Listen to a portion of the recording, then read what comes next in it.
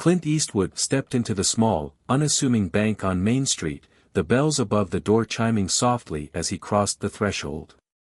He had spent the last few weeks quietly acquiring the bank, settling into his new role as its owner.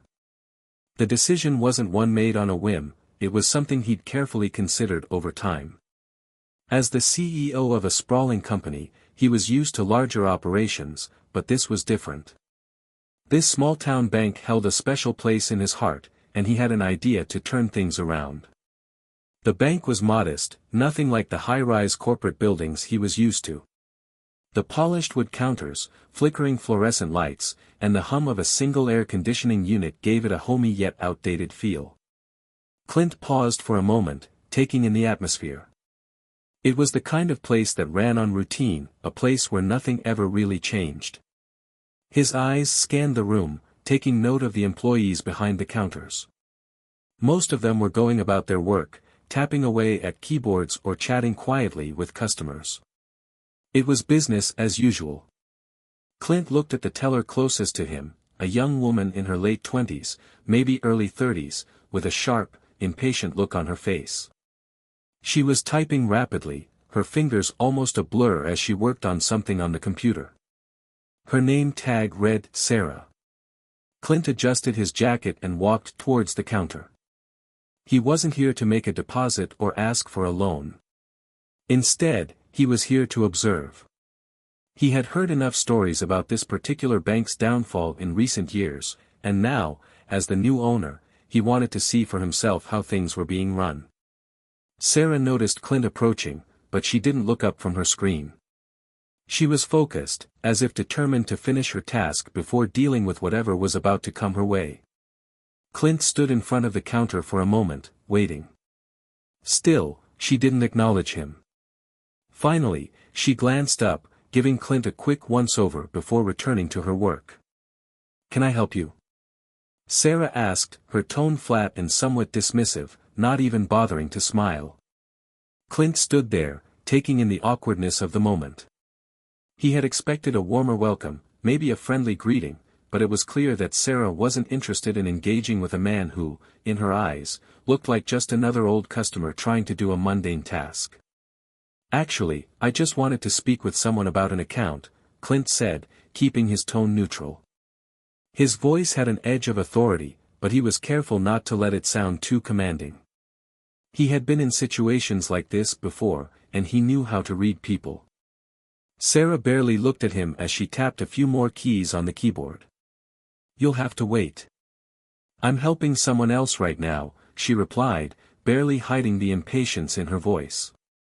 She gestured vaguely to another teller, who was assisting a customer a few feet away. Clint felt the familiar sting of dismissal, but it was nothing new. He had dealt with people who underestimated him all his life. However, something about Sarah's blatant disregard for his presence struck him differently today. He wasn't just another customer. He was the new owner of the bank. But she didn't know that.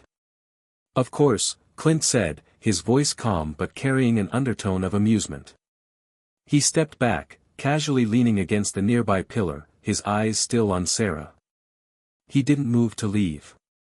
Instead, he stood there, watching her continue her work with complete indifference to his presence. A few minutes passed, and Clint could see that Sarah was getting increasingly flustered. She was struggling to help the customer in front of her, fumbling over the details, looking more distracted by Clint's presence than she would like to admit. She kept glancing over at him as if to reassure herself that he wasn't about to make any sudden demands. Eventually, she turned back to Clint. "I'll be with you in just a minute," she said curtly. Her tone was less dismissive now, but the lack of warmth was still clear. It wasn't that she had any ill intentions, it was just that Clint, to her, was no one important. She didn't care who he was, and frankly, she didn't have time to wonder. Clint nodded politely but said nothing. He was starting to feel an odd sense of amusement, knowing she had no idea who he was. After a few more moments, Sarah finally finished with the customer she had been helping. She looked up, this time making eye contact with Clint.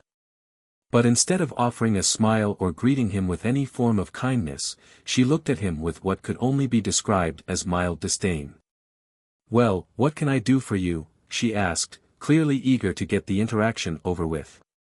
Clint smiled slightly. He wasn't sure what to make of her attitude just yet. But something told him that the dynamic between them was about to change.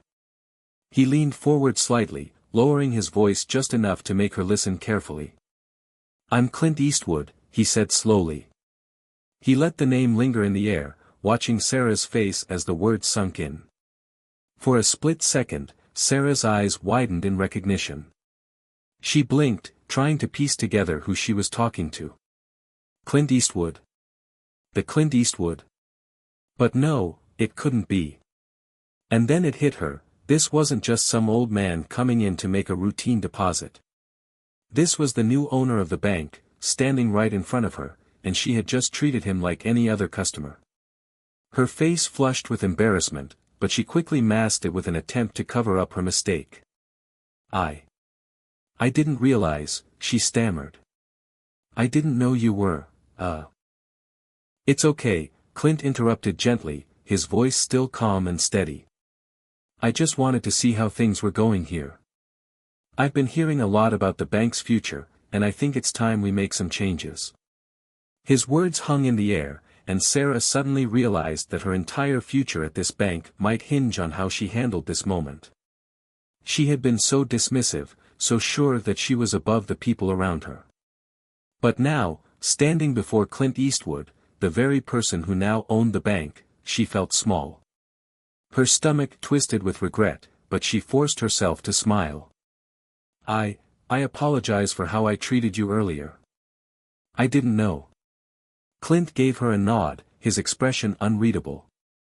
He wasn't angry, but the weight of the moment was not lost on him. He had witnessed countless moments like this in his life, people who underestimated him, who thought they could get away with their arrogance. He had no interest in making Sarah feel small, but he couldn't ignore the lesson that this encounter had to offer. Sarah stood there, waiting for Clint's next words. But instead of scolding her or demanding anything, Clint simply gave her a knowing look and turned to walk toward the back office. "I'll be around," he said over his shoulder. "Don't worry about it. We'll talk more later." As Clint left the front desk area, Sarah was left standing there, her thoughts swirling. She hadn't just insulted some random customer. She had just insulted Clint Eastwood, the new owner of the bank. And she had no idea what kind of changes he was about to bring to the place she worked. Hit subscribe and leave a comment with where you're watching from. This story might just spark a new beginning.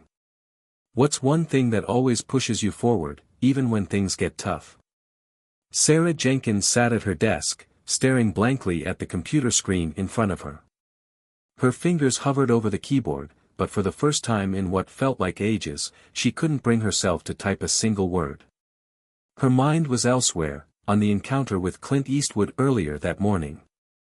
She couldn't shake the feeling that her entire world had just been upended. She glanced around the bank, her colleagues working diligently at their stations, completely unaware of the storm brewing in her mind. To them, today was just another ordinary day in the quiet town. But to Sarah, nothing would ever be the same again. Her thoughts drifted back to her childhood. The memories weren't always pleasant, but they were real. Growing up in a small, run-down house on the outskirts of town, Sarah had learned early on that life wasn't going to hand her anything. Her mother, a single parent who worked long hours at a local diner, had done her best to provide for Sarah and her younger brother, Luke. But despite her mother's best efforts, things were never easy. Sarah's father had left before she was old enough to remember him, leaving her mother to juggle work and raising two kids on her own. Money was always tight, and Sarah had learned to fend for herself. At school, she was the quiet girl, the one who never had the latest clothes or the newest phone. She was often made fun of, and the sting of those insults had shaped her personality in ways she couldn't fully comprehend at the time. By the time Sarah was in high school, she had become fiercely independent. She worked part-time at a local grocery store, saving every penny she could in hopes of one day escaping her small town. Her mother's endless sacrifices had instilled in her a drive to make something of herself, to break free from the limitations that had defined her childhood.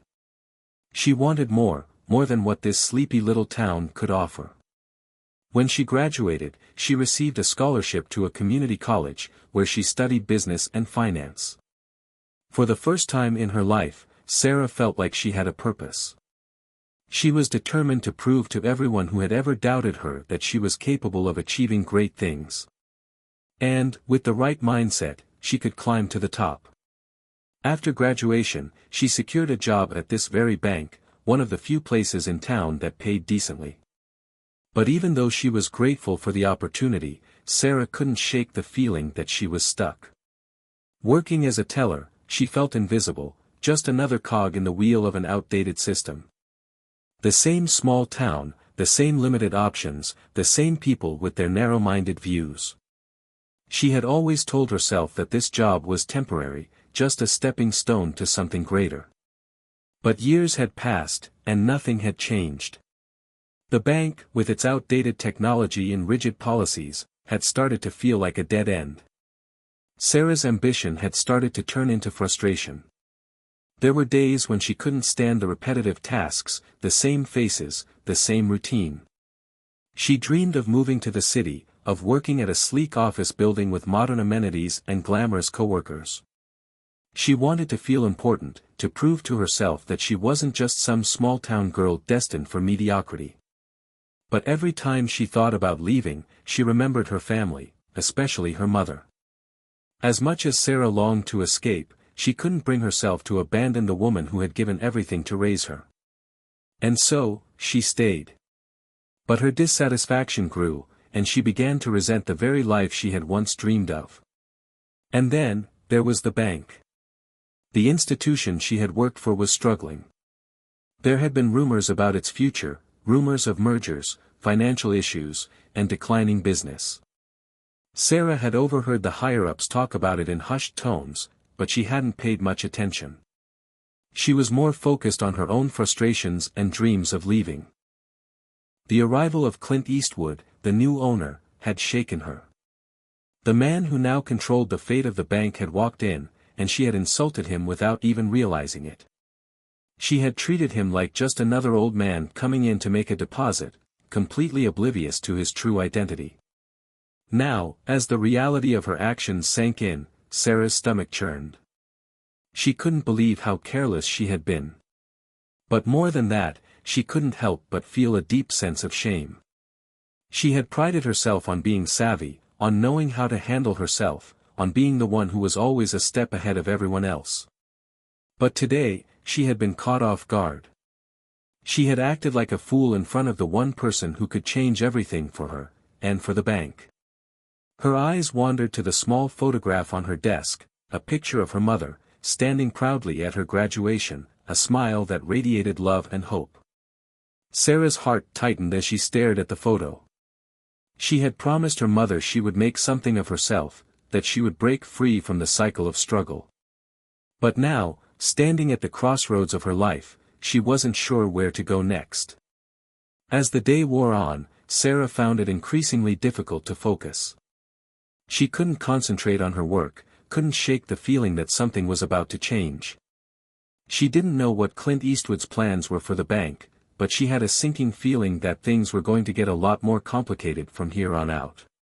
The small-town life she had longed to escape felt suffocating now, and she wasn't sure if it was the weight of her own mistakes or the impending changes at the bank that made her feel trapped. But one thing was clear, she couldn't continue living in this bubble forever. The question that plagued her was simple, yet daunting: what if Clint Eastwood was her ticket out? The more she thought about it, the more Sarah realized she had no idea how things would unfold, but the one thing she did know was this: she couldn't afford to be the same person she was yesterday. Things were changing, and so was she. As the clock ticked toward the end of the day, Sarah sat up a little straighter in her chair, her thoughts clearing. The mistakes of the past couldn't be erased, but she could still take control of her future. It was time to stop feeling sorry for herself and start figuring out how to move forward, How to rise above the limits that had held her back for so long. Tomorrow, things would be different. The next morning, Sarah walked into the bank with a renewed sense of determination. The small-town humdrum that she had once found so comforting now felt suffocating, and she could feel the weight of the changes that were coming. Her nerves were frayed, but she pushed the anxiety aside, focusing on what she needed to do. Clint Eastwood's presence had thrown her off balance, but it had also sparked something in her, a desire to prove herself, not just to him, but to everyone around her. As she made her way to her desk, she noticed a few of her coworkers whispering.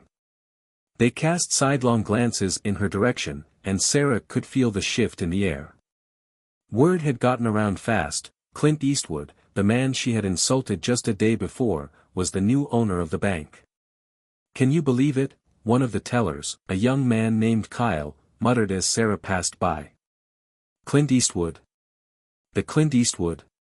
What's he gonna do with a tiny bank like this?" Sarah's stomach dropped. She didn't want to engage in idle gossip, but she couldn't help overhearing the buzz. It seemed everyone was talking about it. Some were excited, some skeptical, and others, like Kyle, were more than a little cynical. But it was clear that Clint's arrival had stirred up a sense of uncertainty. Sarah quickly settled into her routine, trying to focus on her work. She found herself stealing glances toward the back office every few minutes, half expecting Clint to emerge and make some grand announcement. But the minutes turned into hours, and Clint didn't show up. The bank continued to operate as it always had, albeit with an undercurrent of tension in the air. As lunch hour rolled around, Sarah made her way to the small break room to grab a quick bite. The room was relatively empty, save for a few colleagues chatting by the vending machine. Sarah sat down at the small table in the corner, pulling out her sandwich, but she couldn't shake the feeling that something was off. The anticipation of what was to come loomed over her, like the calm before a storm. A few minutes into her lunch, Clint Eastwood walked into the break room. Sarah froze mid-bite, her eyes widening as the man of the hour entered. He was dressed casually today, dark jeans and a black leather jacket that exuded confidence without being flashy. His presence filled the room in a way that made it hard to ignore. As he scanned the room, his gaze landed on Sarah, and she could feel the blood rush to her face. She quickly looked down, her sandwich now feeling like a lump in her throat. Clint didn't immediately acknowledge her. Instead, he walked over to the coffee machine and began pouring himself a cup of black coffee. The quiet hum of the machine seemed to accentuate the tension in the room, and Sarah couldn't bring herself to move. She wanted to be invisible, but at the same time, she couldn't stop watching him, wondering what he was thinking. Finally, after what felt like an eternity, Clint spoke. "I didn't expect you to be here, Sarah," he said, his voice calm but carrying an edge of authority. He was looking directly at her now, his eyes focused and steady. "I thought you'd be the first one to leave the place after yesterday." Sarah's breath caught in her chest. She had been expecting a reprimand, maybe even a dismissal, but Clint's tone was more curious than anything. He wasn't angry, but there was a certain weight behind his words, something that implied he had been watching her. I didn't mean to offend you yesterday," she stammered, her voice betraying her nerves. I didn't realize who you were." Clint took a sip of his coffee, his gaze unwavering. He didn't say anything right away, and Sarah could feel the silence stretching uncomfortably. Her palms were sweating, and she could barely meet his eyes. After what felt like a lifetime, Clint finally spoke again, his voice softer this time. "It's not about whether you knew who I was, Sarah," he said, his tone thoughtful. "It's about how you treat people. I'm here to make changes, big changes, and I need to know that the people here are ready for it." Sarah swallowed hard. She knew he wasn't just talking about her, he was talking about the entire bank. She couldn't help but wonder what kind of changes Clint had in mind. She had heard the whispers, the rumors of layoffs, of new leadership. There was talk that Clint might be planning to bring in a whole new team, fresh faces with new ideas. "I'm ready," Sarah said, her voice a little stronger now. She couldn't help the edge of defensiveness that crept into her tone. I want this place to succeed. I just don't always know how to make it happen. Clint nodded slowly, as if taking her words into account. He didn't respond right away but instead took another sip of his coffee, his gaze never leaving her. Sarah couldn't read him, his expression was guarded, giving nothing away. Finally, he set the cup down on the counter and turned to leave. We'll see, he said simply before walking out of the break room, leaving Sarah to wrestle with her thoughts. As the door clicked shut behind him, Sarah let out a breath she didn't realize she had been holding.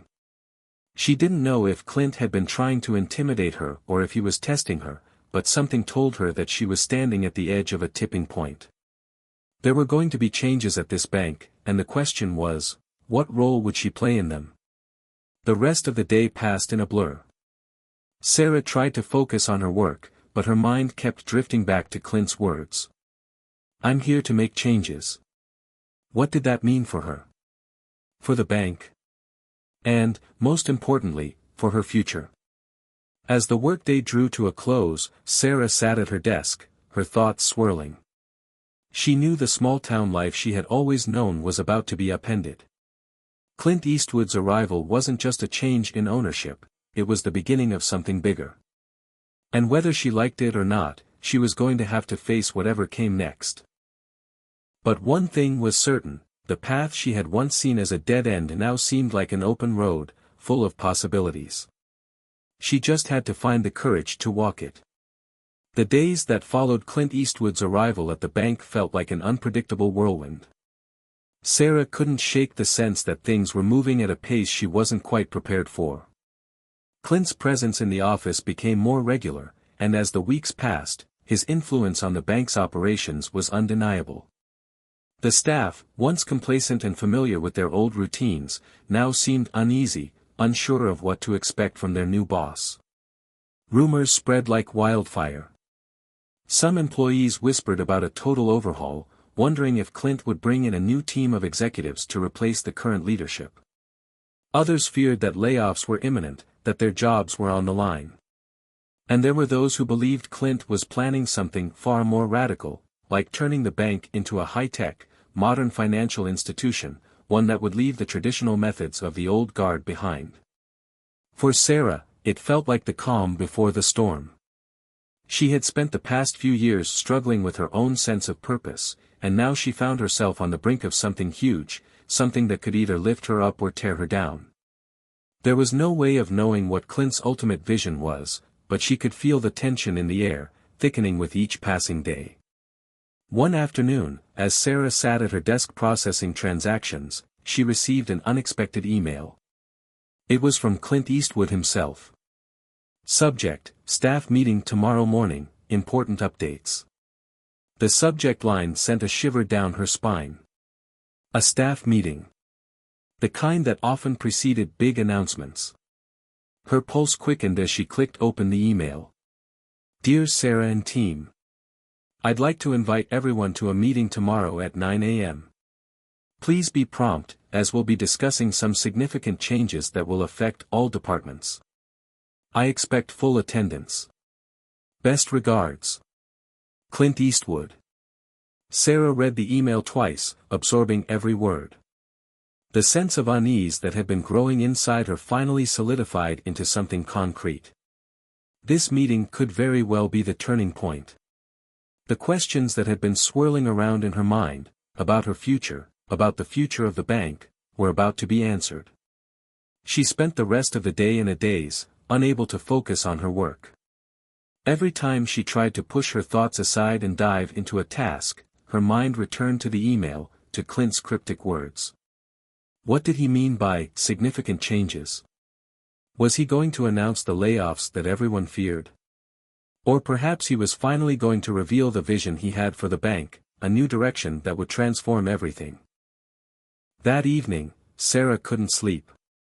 She tossed and turned in bed, her mind racing with possibilities. She thought about her life, the choices she had made, the dreams she had long tucked away. This was the moment she had been waiting for, or perhaps the one she had been avoiding. The next morning, Sarah arrived at the bank early, her nerves tightening with every step. The staff gathered in the small conference room, and Sarah could sense the collective anxiety in the air. The usual chatter was absent, replaced by a tense silence. Everyone sat down, waiting, staring at the door, as if expecting Clint to walk in any second. When he finally entered, he was carrying a stack of papers and looked as calm and composed as ever. His presence was commanding, but this time there was a subtle shift, an air of urgency about him that hadn't been there before. He set the papers down on the table and looked around at the group. "Thank you all for being here," Clint began, his voice steady but carrying a weight that made every word land with significance. "I know the last few weeks have been filled with uncertainty. There's been a lot of speculation about what I'm going to do with this bank, and I want to clear the air." Sarah leaned forward, her heart pounding in her chest. Clint continued. "We've all seen the changes in the financial world," he said, his gaze sweeping across the room. "Technology is reshaping everything. Traditional banking models are becoming obsolete. And this bank, while it has served this community well for years, is not immune to these changes." There was a collective murmur among the staff, and Sarah could feel the weight of the statement hanging in the air. Clint paused, letting the words settle before continuing. "That's why, starting next month, we're going to embark on a journey of transformation. We're going to modernize this bank, invest in new technology, and develop a more customer-centric approach. But we're also going to streamline operations, some positions will change, and others will be phased out. It's going to be a difficult transition, but it's necessary for our survival." Sarah felt the ground beneath her feet shift. Clint wasn't just talking about minor adjustments, he was talking about a complete overhaul. The rumors had been true, but they were more extreme than she had imagined. It was a gamble, a risky move, and not everyone would make it through the changes. She could see the reactions in the room. Some employees looked worried, others seemed downright terrified. But then there was a group, including some of the younger staff, who appeared intrigued, maybe even excited. This was what they had been waiting for, a chance to break away from the old ways and embrace the future. Clint looked around the room, his eyes landing on Sarah for a moment. He didn't say anything directly to her, but the brief exchange felt loaded. As if he knew she was the one who had insulted him, and now, somehow, she was standing at the heart of his plan. "This is going to be a challenge for all of us," Clint continued. "But it's also an opportunity for growth, for success, and for those of you who are willing to step up, a chance to be part of something bigger." The room fell silent as Clint's words echoed in the air. The weight of the meeting hung over them all. Sarah's heart raced. This was it. This was the moment that would define the rest of her life. She had a choice to make: stay stuck in her comfortable routine, or take a leap of faith into the unknown, into a future that was both thrilling and terrifying. It wasn't just about the bank anymore, it was about her own future. As Clint wrapped up the meeting, Sarah's mind raced. Could she be a part of this transformation? Could she embrace the changes and rise with them? She wasn't sure, but she knew one thing for certain: life was never going to be the same again. And maybe, just maybe, this was the moment she had been waiting for. The beginning of her journey into uncharted waters. The real question was she ready to dive in? The following weeks felt like a blur for Sarah. Clint's announcement about the bank's transformation had reverberated throughout the office, sparking a mixture of excitement and fear. Some employees eagerly embraced the changes, excited about the possibilities ahead, while others, especially the older staff, seemed to resist the idea of uprooting their familiar ways. As for Sarah, she found herself caught somewhere in the middle. She had always considered herself a survivor, someone who could adapt to new situations, but this felt different. This was more than just a job change. This was a complete reinvention of everything she had known. Each day, she walked into the bank, trying to focus on her work while the storm of uncertainty raged just below the surface. The meetings, the training sessions, and the new policies came at her from every direction. Clint seemed to be everywhere, his presence constant, his eyes always on the lookout for employees who were ready to step up and lead.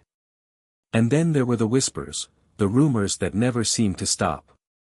Some of the staff had already started leaving. Others were being transferred to different departments, while a select few were promoted to positions of greater responsibility. The shifts were so fast, it was like the bank had been tossed into a washing machine and was being spun into a completely new form. But amid all of this, one thing had become clear to Sarah: Clint Eastwood was not just a businessman. He was a force, an enigmatic figure whose very presence could command a room. And for the first time since his arrival, she found herself questioning everything she thought she knew about him, and about herself. It was the night of the annual community event, a gala that had always been a staple in the town. Sarah had attended every year, mingling with friends and colleagues, enjoying the food, the music, and the sense of familiarity that came with being surrounded by people she had known her whole life. But this year, something was different. This year, Clint had announced he would be attending. The stakes felt higher now, the air thicker with expectations. Sarah found herself standing by the punch bowl, nervously watching as Clint made his way through the crowd, shaking hands, talking to the town's important figures. He moved with such ease, his confidence radiating like a spotlight, while Sarah felt like she was shrinking into the background. She had always been more of an observer than a participant, but tonight, she couldn't ignore the fact that she was no longer just a small-town bank teller. The changes at work had begun to bleed into her personal life, making her question her place in this world. She caught sight of Clint again as he stood talking to the mayor. For a brief moment, their eyes met, and Sarah felt a shiver run down her spine. Clint didn't look away this time. He watched her for a moment longer than necessary, his gaze piercing, almost as if he were searching for something inside her. Sarah didn't know if it was the heat of the room or the weight of his stare, but she suddenly felt exposed, as if her every thought was laid bare. With a deep breath, she forced herself to walk toward him. "Mr. Eastwood," she said, her voice steady despite the nerves twisting in her stomach. "I didn't expect to see you here." Clint turned toward her, his expression unreadable. For a moment, they simply stood there, exchanging a look that felt more like a quiet battle than a greeting. Finally, Clint spoke. "I've been to plenty of these events," he said, his tone casual, but his eyes still intense. "But this year, I'm here to see things with new eyes. To really understand what this town, and this bank, are all about." Sarah swallowed. She could hear the underlying meaning in his words. This wasn't just a social call. Clint was watching, evaluating, assessing. He wasn't just the new owner of a bank, he was the architect of a new future, and that future was unfolding right before her eyes. "I'm sure you've noticed things have changed around here," she said, trying to sound calm. "Everyone's a little uncertain about what's coming." Clint's gaze softened for a brief moment, and Sarah could have sworn she saw a flicker of something else in his eyes: sympathy? Regret? She couldn't tell. But it was gone in an instant, replaced by the usual steely focus. "Change isn't easy," Clint said, his voice quiet, but firm. "But it's necessary. You can't build something better if you keep holding on to the past. And sometimes, people have to be willing to step outside their comfort zones to make it happen." Sarah nodded, her stomach tightening. She understood the sentiment. Change was inevitable, and it was happening at breakneck speed. But the more she tried to understand it, the more she felt like an outsider in her own life. "I've been thinking about that a lot," she admitted, her voice a little quieter now. "About stepping outside my comfort zone. I've been stuck. For a while." Clint's gaze never wavered, his focus now entirely on her. He took a step closer, lowering his voice. "Sometimes, it takes something drastic to wake you up. Something unexpected," he said. "Something that forces you to make a choice." For a moment, Sarah thought he was speaking about the bank, about the changes and the new direction Clint was leading them in. But his words struck a deeper chord. They felt personal. As if he were talking directly to her, about something more than just her career or her role at the bank. "I guess I'm waiting for that wake-up call," Sarah said, her voice trembling slightly. Clint's lips twitched, just a hint of a smile, but it wasn't mocking. It was almost as if he understood, as if he had been waiting for her to realize something. "You're not as far off as you think," Clint said quietly. "But the truth is, Sarah, you're the only one who can decide what's next. No one else can make that choice for you." His words hung in the air between them, more impactful than any of the business talk he'd given at the bank. It felt like a challenge, an invitation to embrace something unknown. Clint wasn't just offering her a career opportunity, he was offering her a chance to transform her life. As the night wore on, Sarah's mind continued to replay their conversation. His words, his presence, lingered in her thoughts. He had given her a glimpse of what could be, of who she could become, if only she was willing to take the leap. When she left the gala that night, Sarah's heart was racing. Something had shifted. She didn't know what the future held, but she knew that the choice was hers now. And Clint Eastwood had made it clear, she wasn't going to be able to hide from it much longer. The real journey was just beginning. The days following the gala were a blur for Sarah. Clint's words had planted a seed in her mind, and now they seemed to grow with every passing hour. She found herself replaying their conversation over and over again, wondering what he truly meant by, "The choice is yours." What choice? What future was she supposed to embrace? She had always considered herself someone who made careful, calculated decisions, someone who took the safe route, never venturing too far from the familiar. But now, for the first time in a long while, she was faced with something different, a choice that was anything but safe. Clint Eastwood had presented her with a challenge, not just in her career but in her life. And the more she thought about it, the more she realized she couldn't avoid it any longer. The path she had been on was no longer enough. Sarah spent the next few days reflecting on her journey. She had worked at the bank for years, had built a comfortable routine, and had made a life for herself in the town she loved. But somewhere along the way, she had stopped pushing herself. She had stopped dreaming. The security of her job, the predictability of her days, had lulled her into a false sense of contentment. Now, it felt as though everything around her was shifting, faster than she could keep up with. At the bank, Clint's presence was everywhere. He had begun meeting with key executives, discussing the future of the business in terms that left Sarah feeling both excited and overwhelmed. There were rumors of massive upgrades, new technologies being implemented, and a complete overhaul of the bank's infrastructure. It wasn't just about adapting, it was about reinvention. For the first time, Sarah understood that Clint wasn't just another businessman looking to make a quick profit. He was a visionary. And in that moment, she realized something else, he had seen something in her. He had seen potential, even when she hadn't seen it in herself. But it wasn't just Clint's influence that had left her pondering her future. The conversations she had overheard among her colleagues had also made an impression. Many of them were excited, eager to be part of the transformation. Others were nervous, unsure of what the future held. Sarah had always been the type of person who sat on the sidelines, observing rather than actively participating. She realized now that if she wanted to be part of the future Clint was building, she would have to step up. That afternoon, as she sat at her desk, Sarah made a decision.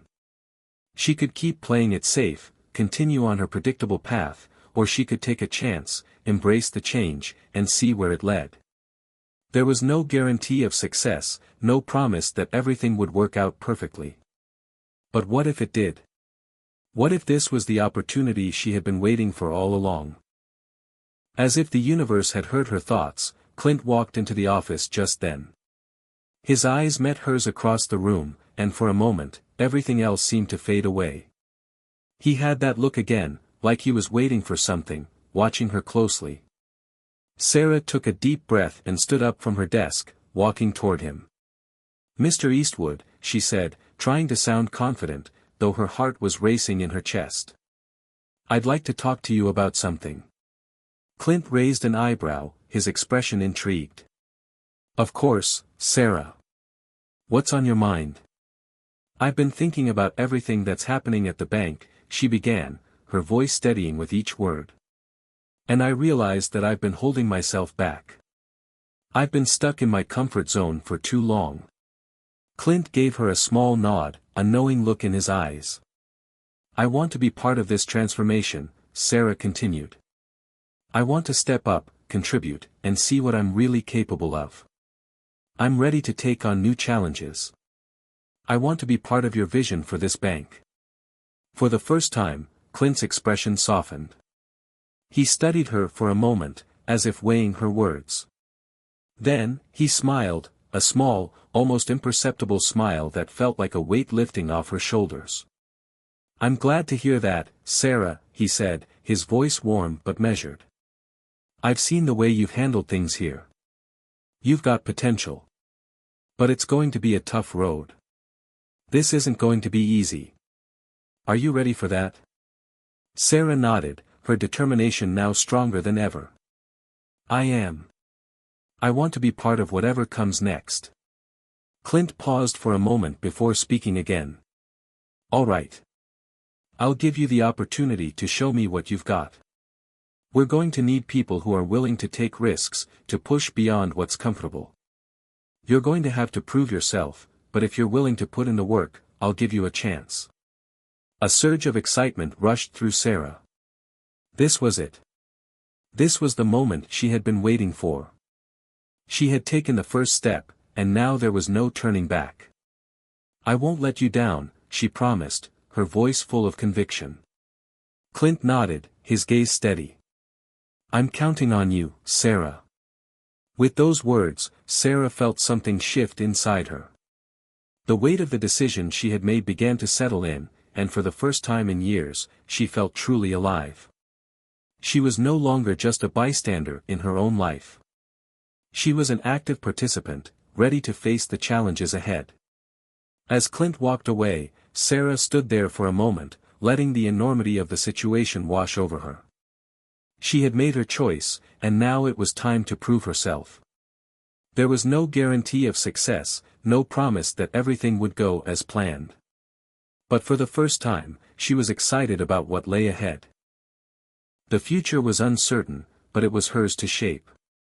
The road ahead would be full of challenges, but Sarah knew that with every challenge came the opportunity for growth. She was ready to face whatever came next, knowing that the only way to move forward was to embrace the unknown. As she sat back down at her desk, Sarah took a deep breath. The journey was just beginning, and this time, she was ready to face it head-on. The future had arrived, and she was determined to make it her own. The weeks following her conversation with Clint felt like a roller coaster for Sarah. She had been thrust into the thick of things, and now there was no turning back.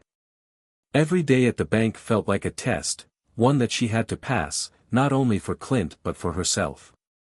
She had made the decision to step up, and she was determined to prove that she was capable of more than just the routine tasks she had once settled for. Her first challenge came in the form of a team meeting. Clint had called for a gathering of department heads to discuss the next phase of the bank's transformation. Sarah had been asked to attend as a representative of the frontline staff. It was a small step, but to her, it felt like a giant leap forward. As Sarah entered the conference room, she immediately felt out of place. The table was surrounded by executives, men and women who had been with the bank for years, some of them far more experienced and accomplished than she was. But Clint had made it clear that he expected her to contribute, and she was determined to rise to the occasion. She took her seat and tried to steady her nerves. Clint, as always, was the focal point of the room. He sat at the head of the table, his presence commanding attention even without him saying a word. His gaze swept over the room, acknowledging everyone before settling on Sarah. There was something about the way he looked at her that made her feel both nervous and energized at the same time. It was as though he was silently watching her, waiting for her to show what she was made of. The meeting began, and Sarah quickly realized that the discussions were more complex than she had anticipated. There were plans for new banking software to streamline operations, strategies for attracting a younger demographic, and even talks about potentially expanding into neighboring towns. The pace was fast, and the ideas were bold. As the meeting went on, Sarah found herself growing increasingly overwhelmed. She had never been part of discussions like this before, and she could feel the weight of the expectations hanging over her. But then Clint spoke. "We're going to need everyone on board for this transformation," he said, his voice clear and confident. "Sarah, you're one of the few who still has direct contact with our customers. What do you think the people in our community need from us?" The question was directed at her, and for a moment, Sarah froze. She hadn't been prepared for this. She had expected to sit quietly, take notes, and absorb the information. But Clint was asking her opinion. She had to speak. Taking a deep breath, Sarah thought back to the customers she had interacted with over the years. She thought about their concerns, their needs, and the conversations she had overheard in the lobby. They weren't just looking for a place to store their money, they wanted a bank that cared about their futures, that was willing to work with them, not just for them. "I think we need to focus more on building relationships with our customers," she said, her voice gaining strength with each word. "People are looking for trust, for security. But they're also looking for someone who listens and understands their needs. If we can show them that we're more than just a bank, that we're partners in their financial journeys, I think we'll build loyalty that goes beyond just offering services." There was a brief silence after she spoke, and Sarah's heart skipped a beat. Had she said the wrong thing? Was it too simplistic? But then Clint nodded, a slow, approving smile forming on his lips. "That's exactly the kind of thinking we need," he said. "Thank you, Sarah. You've given us something to think about." The words felt like a weight had been lifted from her shoulders. She had spoken up, and Clint had acknowledged her.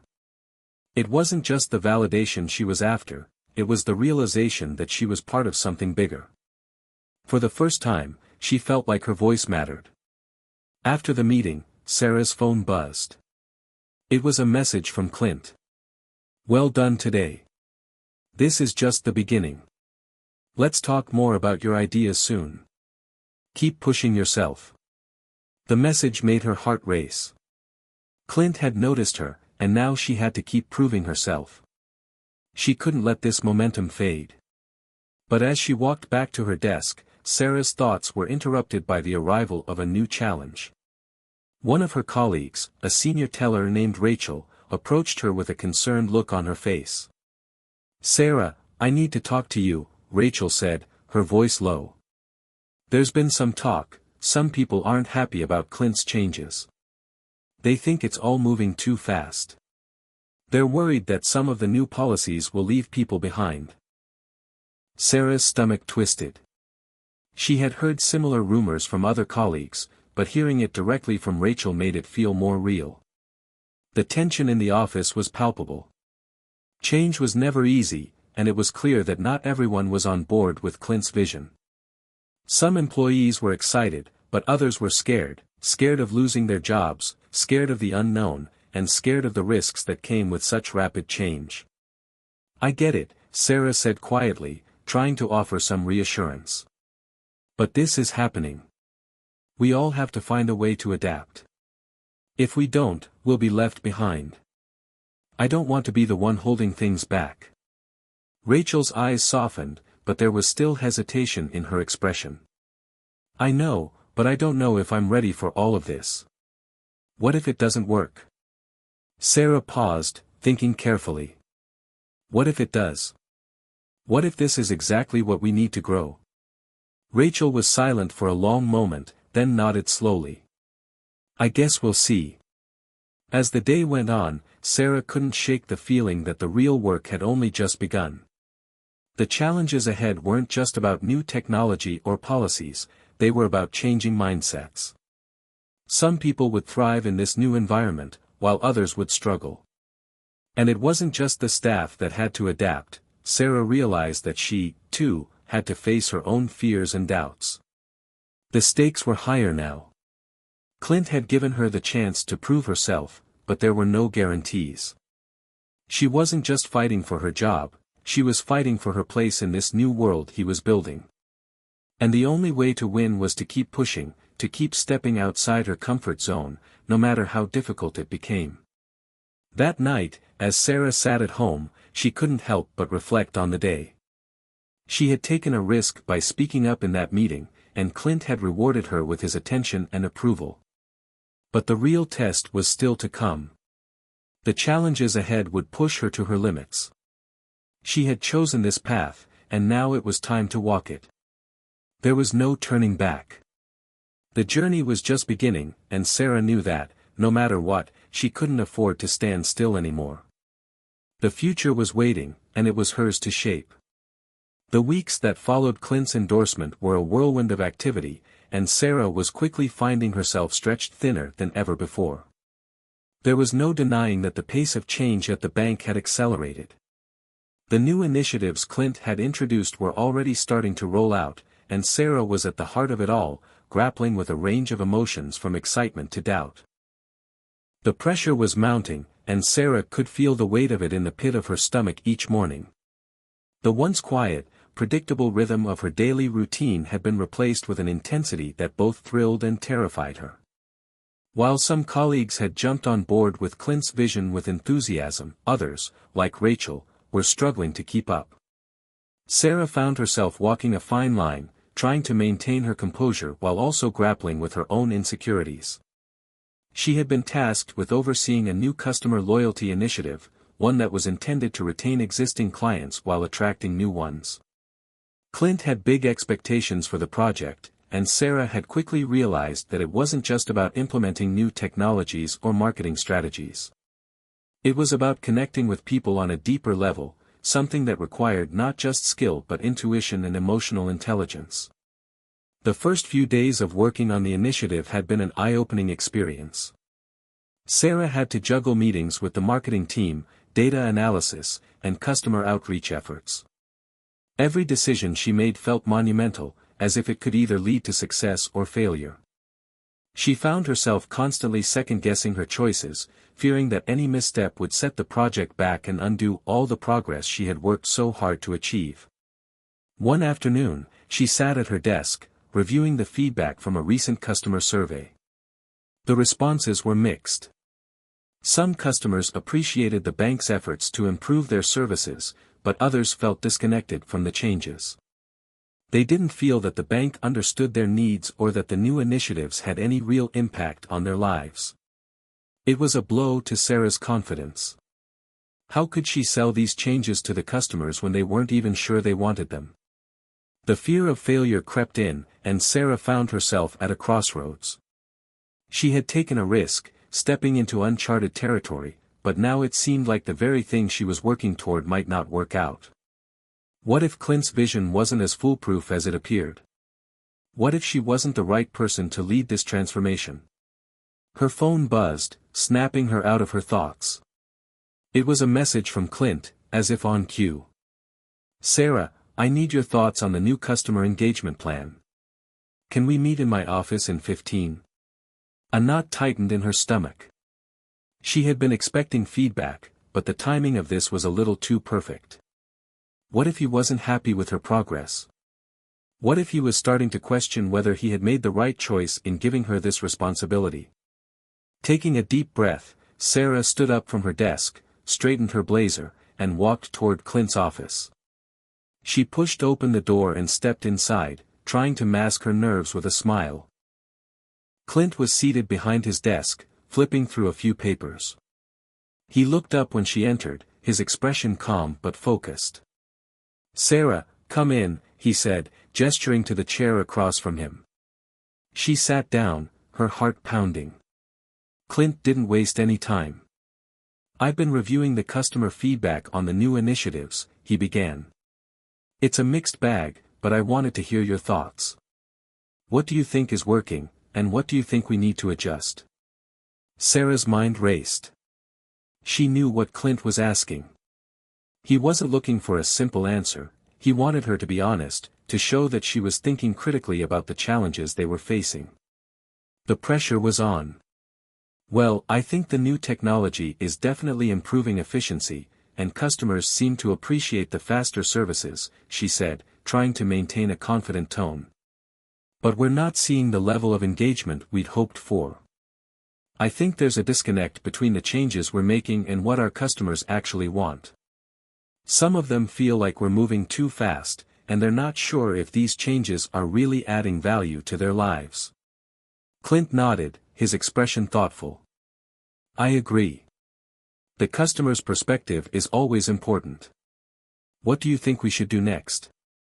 Sarah took a deep breath.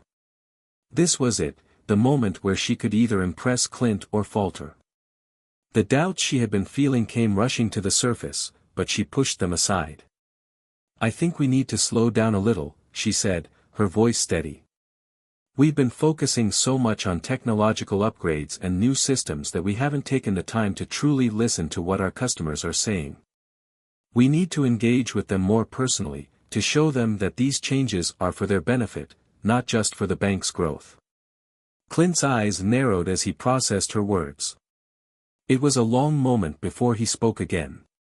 You're suggesting we take a more personal approach, get closer to our customers, he said slowly. You're right. Maybe we've been too focused on the technical side of things. Sarah felt a surge of relief. Clint wasn't dismissing her ideas, but he was considering them. He was open to change, and that gave her a glimmer of hope. Exactly, she said. Maybe we could organize some focus groups, have more direct conversations with our customers about their concerns. We could also offer personalized services, something that goes beyond just banking. We could even host community events to strengthen our relationship with the people who trust us. Clint leaned back in his chair, a thoughtful expression on his face. For a moment, Sarah wasn't sure what he was thinking. Then, he smiled, and the tension in the room seemed to dissipate. I like the direction you're going in, Sarah, he said, his voice more relaxed now.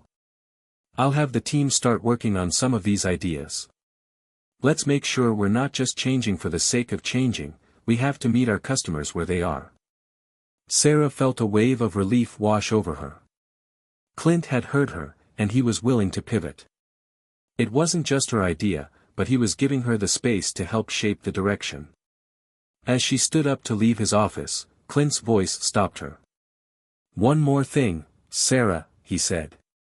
I appreciate you taking the initiative. I can see you're invested in making this work. Just don't let the fear of failure stop you from pushing forward. You're doing great, but this is only the beginning. Keep that drive alive, all right? Sarah nodded, a smile tugging at her lips. I will, Clint. I won't let you down. As she walked back to her desk, she couldn't help but feel a sense of pride. Yes, there were still many challenges ahead, but she had made it through this one. She had faced her doubts and proven to Clint, and to herself, that she was capable of leading change. Now, there was no turning back. The future was still uncertain, but Sarah was no longer afraid of the unknown. She was ready for whatever came next.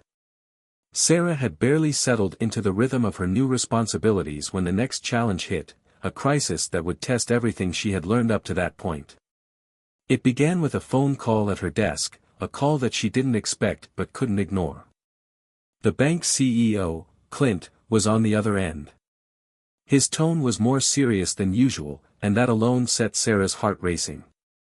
Sarah, we have a problem, Clint's voice came through the phone, his words clipped. Our systems were down for a few hours this morning. Customers are reporting issues with their accounts, and I need you to handle this immediately.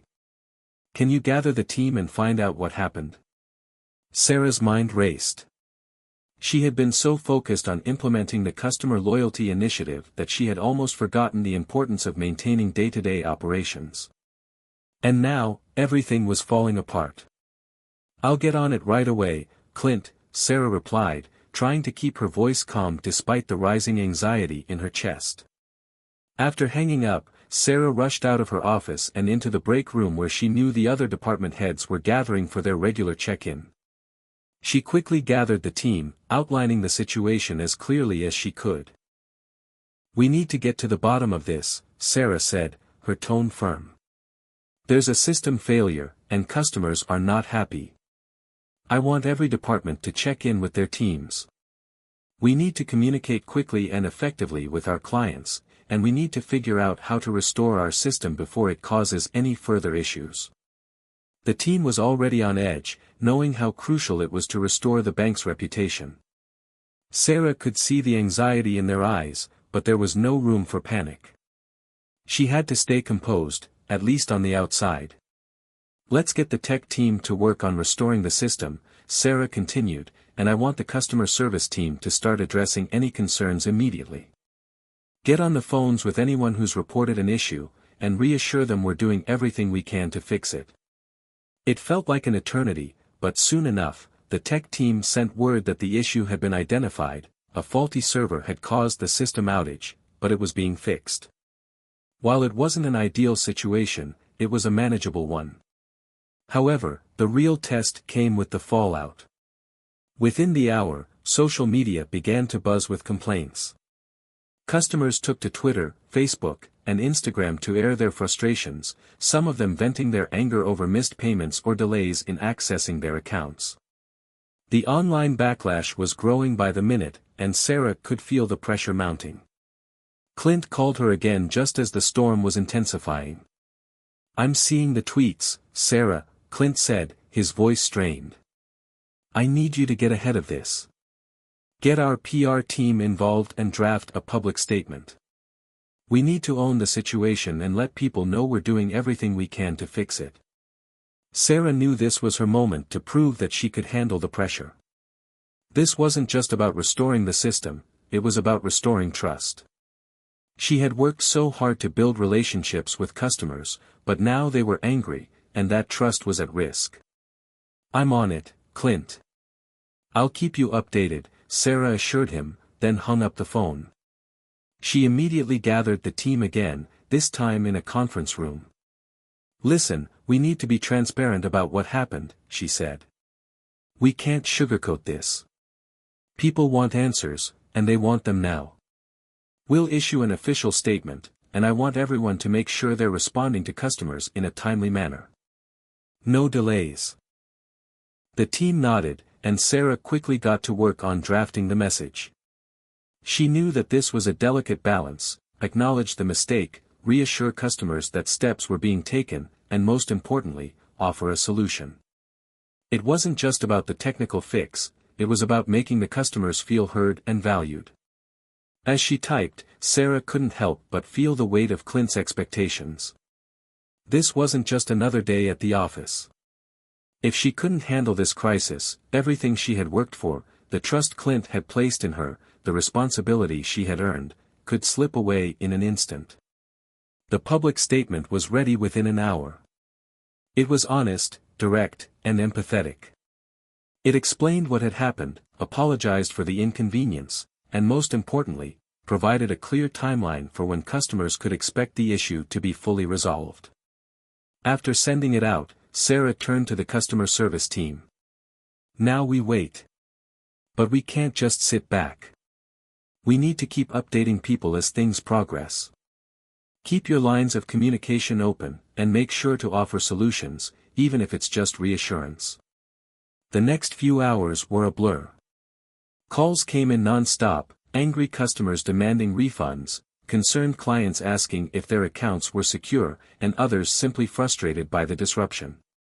Sarah found herself on the phone more often than she would have liked, trying to calm clients and assure them that their concerns were being taken seriously. In the midst of the chaos, Rachel approached her desk with a clipboard. "Sarah," she said, her voice hesitant. "The system's back online, but we're still getting complaints about people who couldn't access their accounts earlier. Some of them are saying they weren't contacted by anyone to let them know about the outage." Sarah's stomach sank. This was the last thing she needed to hear. The last thing they needed was for the issue to drag on longer than it had to. She needed to act fast. "I'll take care of it, Rachel," she said, standing up from her desk. "Get on the phones with the most urgent cases and let them know the issue's resolved. I'll make sure we contact everyone who was affected." As she walked back to the customer service desk, Sarah's mind raced with possible solutions.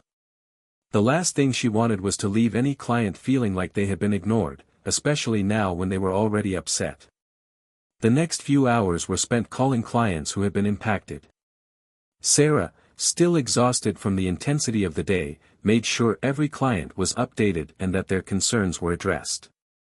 She understood the power of personal connection at moments like this. A sincere apology, followed by a genuine effort to fix things, could go a long way in rebuilding trust. By the time the workday ended, the system had been fully restored, the complaints had been managed, and Sarah could finally breathe a little easier. But the crisis wasn't over yet. There would be a lot more work to do to repair the bank's reputation, and Sarah knew it wasn't just a one-time fix. The incident would linger in the public's mind for weeks, if not longer. Clint called her once again before she left the office. His voice was quieter, but there was a note of gratitude. "Sarah, you handled that better than I could have imagined," Clint said. "I know it wasn't easy, but you pulled through. This is exactly why I put my faith in you." Her heart swelled with pride, but there was a deeper realization settling in. She hadn't just weathered the storm. She had stepped up, made quick decisions, and helped steer the bank through one of its biggest tests yet. But Sarah knew there was much more to come. This was only the beginning.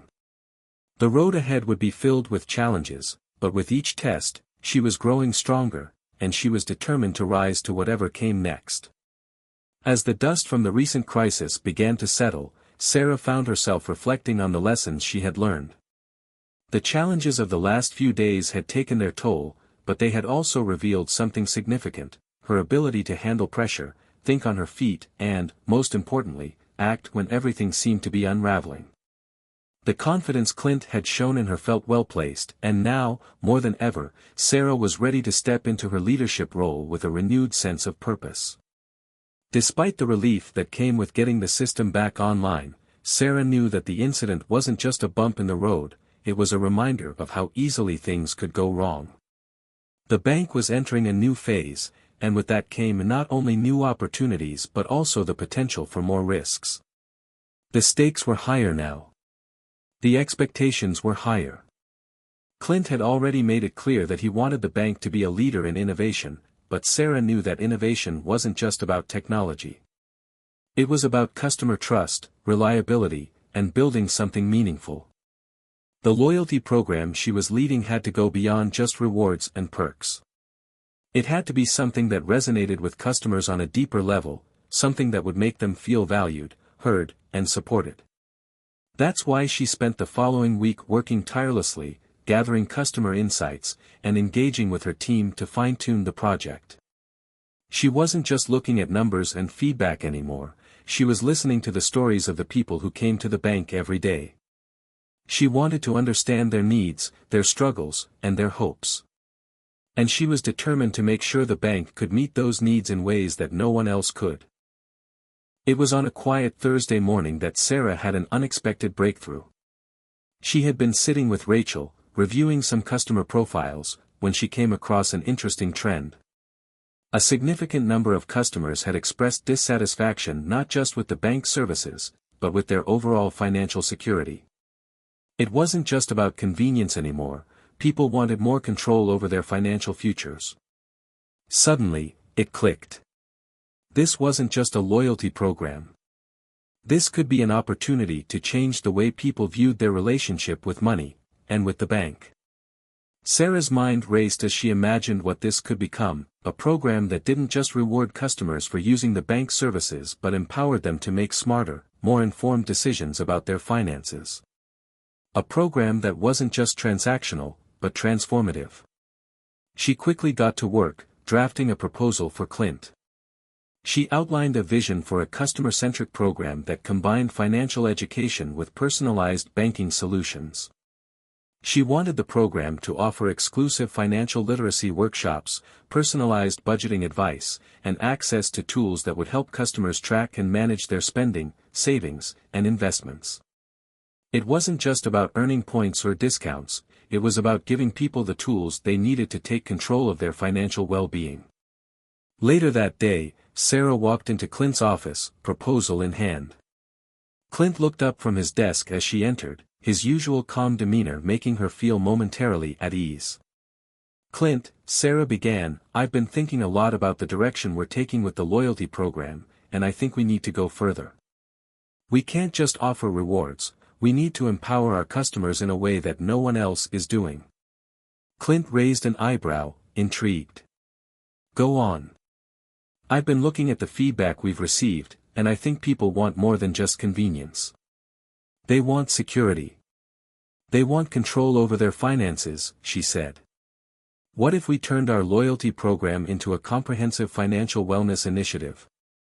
A program that helps our customers not only manage their money, but also learn how to make better financial decisions, track their goals, and feel secure about their futures." Clint leaned back in his chair, considering her words carefully. It was clear that Sarah had put a lot of thought into this, and he appreciated her initiative. But there was a hesitation in his eyes, he could see the challenges that such a shift would bring. "Sounds like a great idea, but how do you propose we make this happen?" Clint asked. "We don't have a lot of room to expand resources right now, and we've already got a lot on our plate with the digital transformation." Sarah wasn't deterred. "We don't have to reinvent the wheel," she said confidently. "We can build on what we already have. We can partner with financial educators, bring in experts to run workshops, and use our existing platforms to offer personalized advice. It won't be an overnight project, but it's something that can start small and grow." Clint sat up straighter, nodding thoughtfully. "I like the sound of it. You're right, we've built a solid foundation. Maybe this is exactly what we need to make our bank stand out. Let's take this idea to the board." Over the next few weeks, Sarah worked closely with Clint and his team to refine the proposal and present it to the board. There were some concerns about the costs and the logistics of implementing such an expansive initiative, but Sarah remained persistent. She knew this was the right move, not just for the bank, but for the customers who had trusted them for so long. The board meeting was a tense one, with many of the executives hesitant about diverting resources into a new, untested program. But Sarah, with Clint by her side, laid out the vision clearly. She spoke about the bank's responsibility to not just serve its clients but to uplift them, to give them the tools they needed to build their futures, to make smarter decisions, and to feel confident in their financial security. By the end of the meeting, Clint was able to sway the board, who voted to approve a scaled-down version of Sarah's proposal. It was a huge victory, but Sarah knew this was only the first step. Now, the real work began. The following months were a blur of meetings, research, and planning. The team worked tirelessly to integrate the financial wellness initiative into the bank's offerings, collaborating with experts, developing educational content, and designing new tools for customers. There were plenty of setbacks along the way, from technical difficulties to pushback from some departments who were still focused on traditional services. But Sarah remained focused, always keeping the vision in mind. And slowly but surely, the bank began to change. Customers who had once only seen the bank as a place to store their money now saw it as a partner in their financial journey. They signed up for workshops, accessed financial tools, and engaged with the bank in ways they never had before. Word began to spread about the bank's new approach, and the bank's reputation as an innovator grew. The loyalty program, once just about rewards, had transformed into something far more meaningful. It wasn't just about points, it was about people. People who had once felt disconnected from their finances now felt empowered to take control. Clint's faith in Sarah was paying off. The new initiative was making waves, and Sarah couldn't help but feel a sense of pride. She had envisioned a bank that cared about its customers beyond just their wallets, and now, it was becoming a reality. But Sarah knew this was only the beginning. She had big plans for the future, and there was still so much work to be done. The road ahead was long, but she was ready for whatever challenges came her way. She had learned that success wasn't about avoiding failure, it was about how you responded to it. And she was ready to rise to the occasion, time and time again. The promise of change was real, and Sarah was determined to lead the way. Hit subscribe and leave a comment with where you're watching from. This story might just spark a new beginning. What's one thing that always pushes you forward, even when things get tough? As the months passed, Sarah's leadership and vision for the bank's new direction began to take root. She had become a respected figure within the organization, known for her ability to steer the bank through both turbulence and opportunity. But even as the bank's financial wellness initiative gained momentum, Sarah couldn't shake the feeling that another challenge was on the horizon. One brisk fall morning, Clint called Sarah into his office. The gravity in his tone caught her attention immediately. "Sarah, I have something I need to discuss with you," Clint began, leaning back in his chair, his fingers steepled in front of him. "There's a major opportunity on the table, but it's not without risks. I want your perspective before we make any decisions."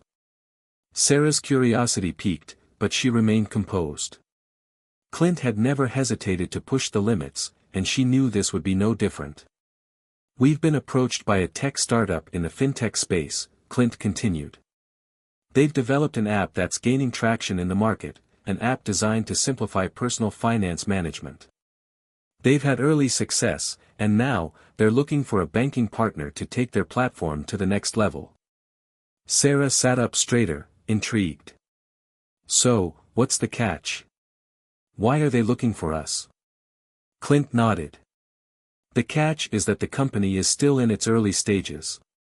They're growing fast, but their technology is untested at a large scale. They've had some positive reviews from early users, but there are risks in terms of stability, user adoption, and scalability. The deal would involve us integrating their platform with our banking services." Sarah thought for a moment.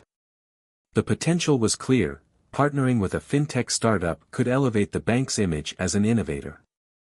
It could attract a younger demographic, enhance their tech offerings, and provide a streamlined way for customers to manage their finances. But the risks were just as real, especially with a product still in its early phases. "What's their pitch?" Sarah asked.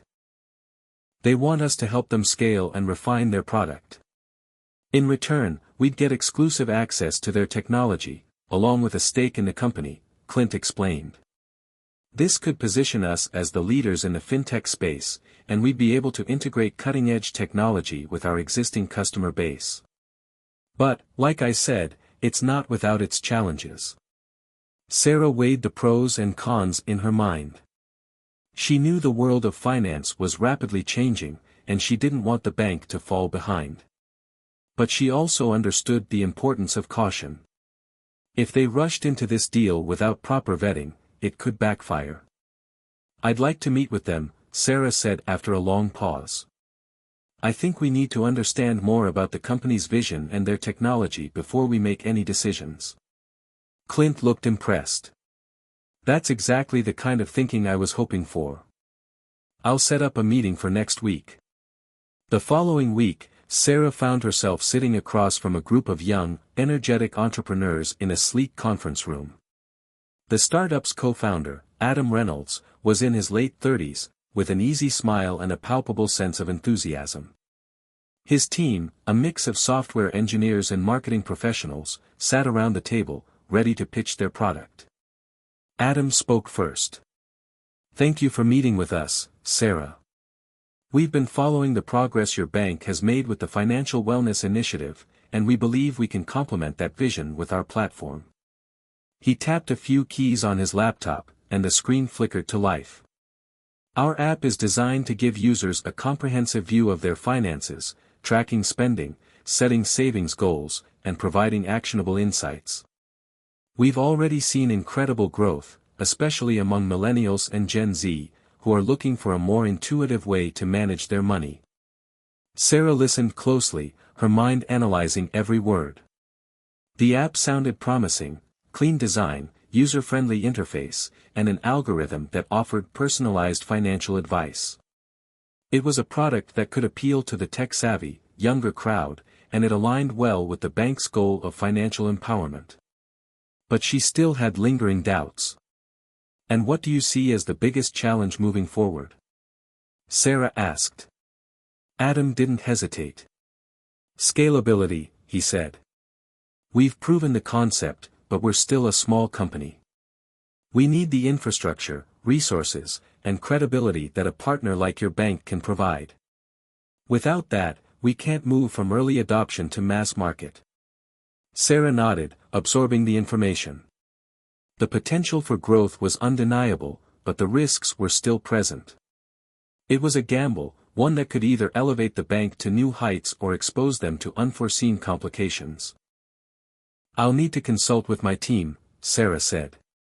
"We'll need to analyze the technology in greater detail and assess whether it can handle the volume of our customers. We also need to be sure that your product aligns with our values and customer needs." Adam's smile widened. "Of course.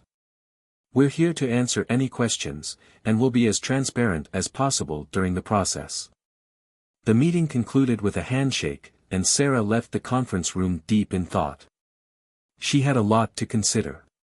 This was the kind of decision that could reshape the bank's future, but it would require careful consideration of all the variables: technical, financial, and strategic. The next few days were a whirlwind of research, meetings, and discussions with the bank's tech, legal, and marketing teams. The more Sarah dug into the startup's platform, the more she saw both the potential and the risk. The app had some impressive features, but it was still raw in many areas. There were bugs to fix, scalability concerns, and integration challenges. It wasn't a perfect fit, but it could be molded into something valuable with the right resources and commitment. After much deliberation, Sarah sat down with Clint once again. "We've got an interesting opportunity here, Clint," Sarah said. "The app has real potential, but we need to proceed carefully. If we can help them scale and refine their technology, it could differentiate us in the market. But it's going to take time and resources. We'll have to be committed to the process." Clint listened carefully, tapping his pen on the desk. "You're saying it's a risk, but one that could pay off." "Exactly," Sarah replied. "If we're willing to take a calculated risk and partner with them, we could end up being at the forefront of the next big wave in financial technology. But we'll need to be ready to support them, especially in the early stages." Clint leaned back, nodding slowly. "All right, let's do it. But we move cautiously. We'll need a strong plan in place before we sign anything." In the weeks that followed, Sarah and Clint worked tirelessly to develop a strategy for the partnership. The due diligence was extensive, but they eventually felt confident in the decision. A partnership agreement was drawn up, with clear milestones and contingencies. The risk was still there, but it was mitigated by the bank's ability to provide the necessary resources and expertise. As the partnership officially began, Sarah couldn't help but feel a sense of excitement. She was stepping into uncharted waters, but that was where the greatest opportunities often lay. The future of the bank, and her career, was more uncertain than ever. But she had learned to embrace uncertainty, to find opportunity in every challenge. And she was ready for whatever came next. The bank had reached a new crossroads, one that would define its future for years to come. And Sarah, as always, was at the helm. The first few weeks of the partnership with the Fintech startup were a whirlwind of activity. Sarah had been heavily involved in every step, from meetings with the tech team to strategic planning sessions with the startup's executives. The excitement of the new venture was palpable, but so were the challenges. As expected, integrating the startup's app with the bank's existing infrastructure was not going to be an easy task. The app, despite its sleek design and promising concept, wasn't quite ready for the volume of transactions the bank's customers were accustomed to. It wasn't that the technology was bad, it was simply underdeveloped, and the team needed time to optimize it for large-scale use. Sarah had seen these growing pains before. When the bank had first started its digital transformation, it had faced similar obstacles. But this was different. The startups team was young, enthusiastic, and eager to succeed, but they lacked the resources to troubleshoot issues at the scale the bank required. Sarah knew the integration process would demand all of her attention. She sat down with the head of the bank's IT department, Dan, one afternoon to discuss the technical hurdles they were facing. Dan, how's the integration process going on your end? Sarah asked, tapping her pen on the desk as she looked over the status report. Dan rubbed his temples, clearly exhausted. It's been a nightmare, honestly. The app's architecture wasn't built to handle the load we're putting on it. We've already run into server crashes during testing, and some of the core features aren't syncing properly with our database. Sarah felt a sinking feeling in her stomach. She had been hoping that the app's issues were minor, that they could be easily fixed. But it seemed this would take far more effort than she had anticipated. I know they've had success with smaller users, but scaling up is another beast entirely, Sarah said. What's the plan to get things back on track? We're working on optimizing the back end, but we're going to need more time, Dan replied, his tone more matter-of-fact than hopeful. The app's functionality is great on paper, but the execution isn't there yet. We might need to bring in some additional consultants to speed up the process. Sarah nodded, understanding the gravity of the situation. Time was ticking. The bank had promised a seamless transition to customers, and delays would not be tolerated. I'll talk to the startup team, Sarah said. We can't afford another round of bugs or system crashes. This needs to get fixed fast. Later that afternoon, Sarah arranged a conference call with Adam Reynolds, the co-founder of the Fintech startup, and his technical team.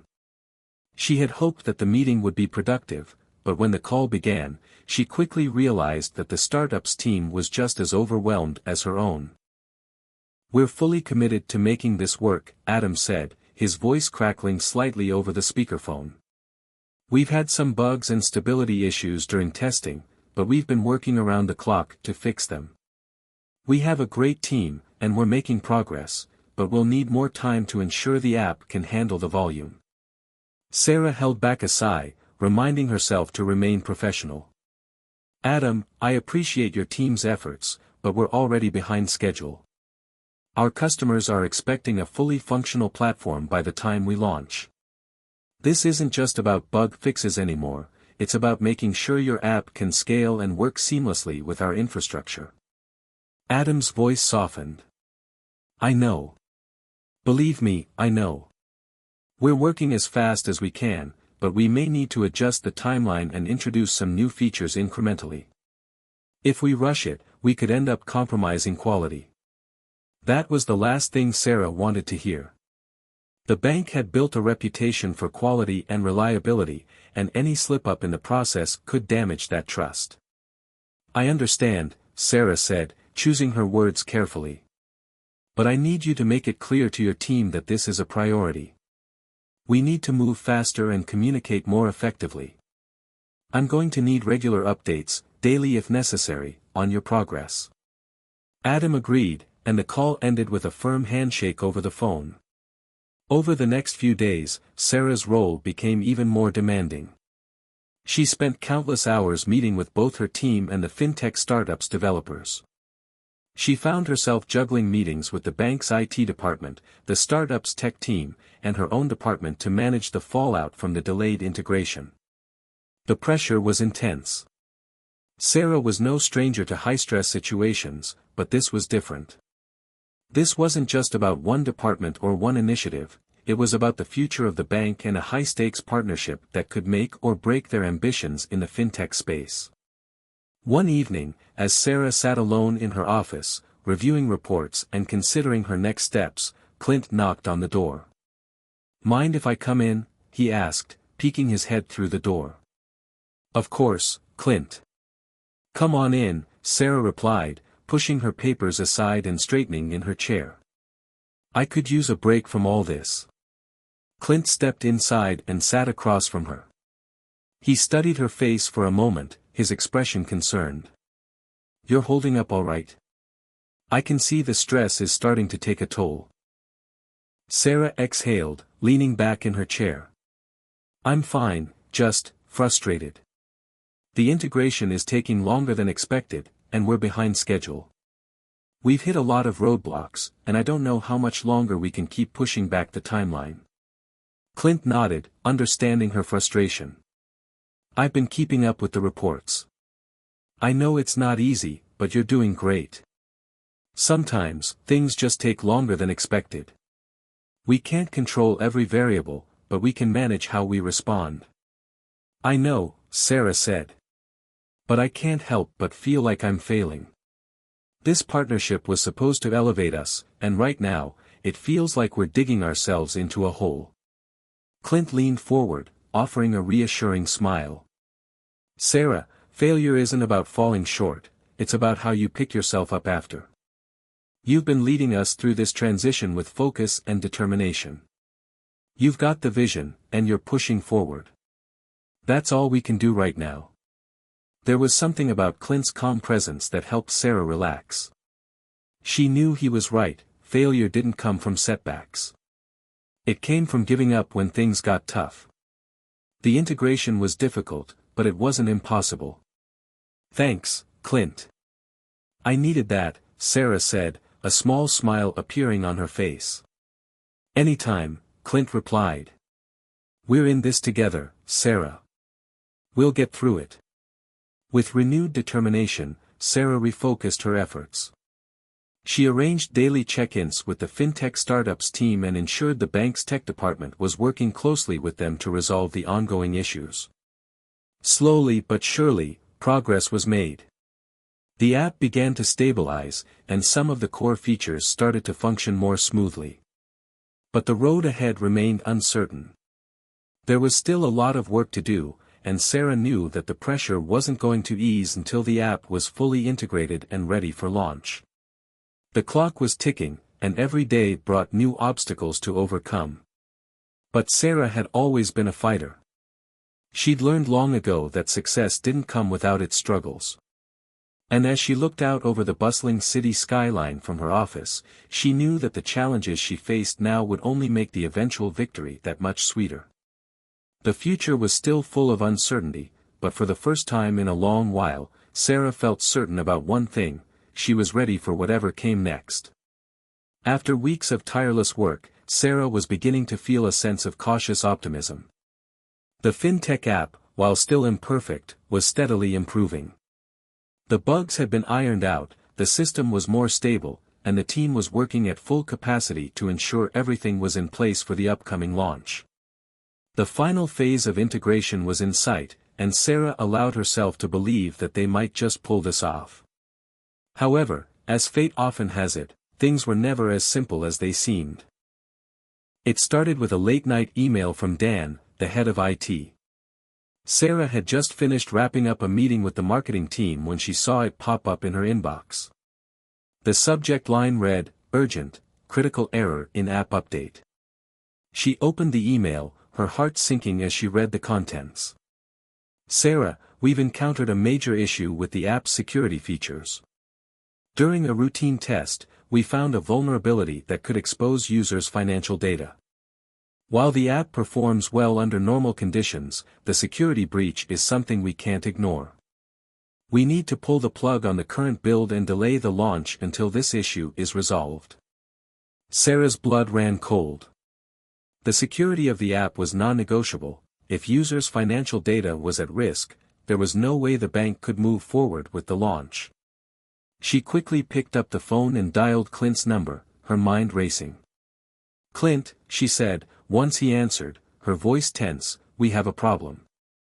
Dan just sent me an urgent email about a security vulnerability in the app. We can't go live until this is fixed. It's a critical issue, and I don't know how long it will take to resolve." There was a brief silence on the other end of the line, before Clint spoke. "I see.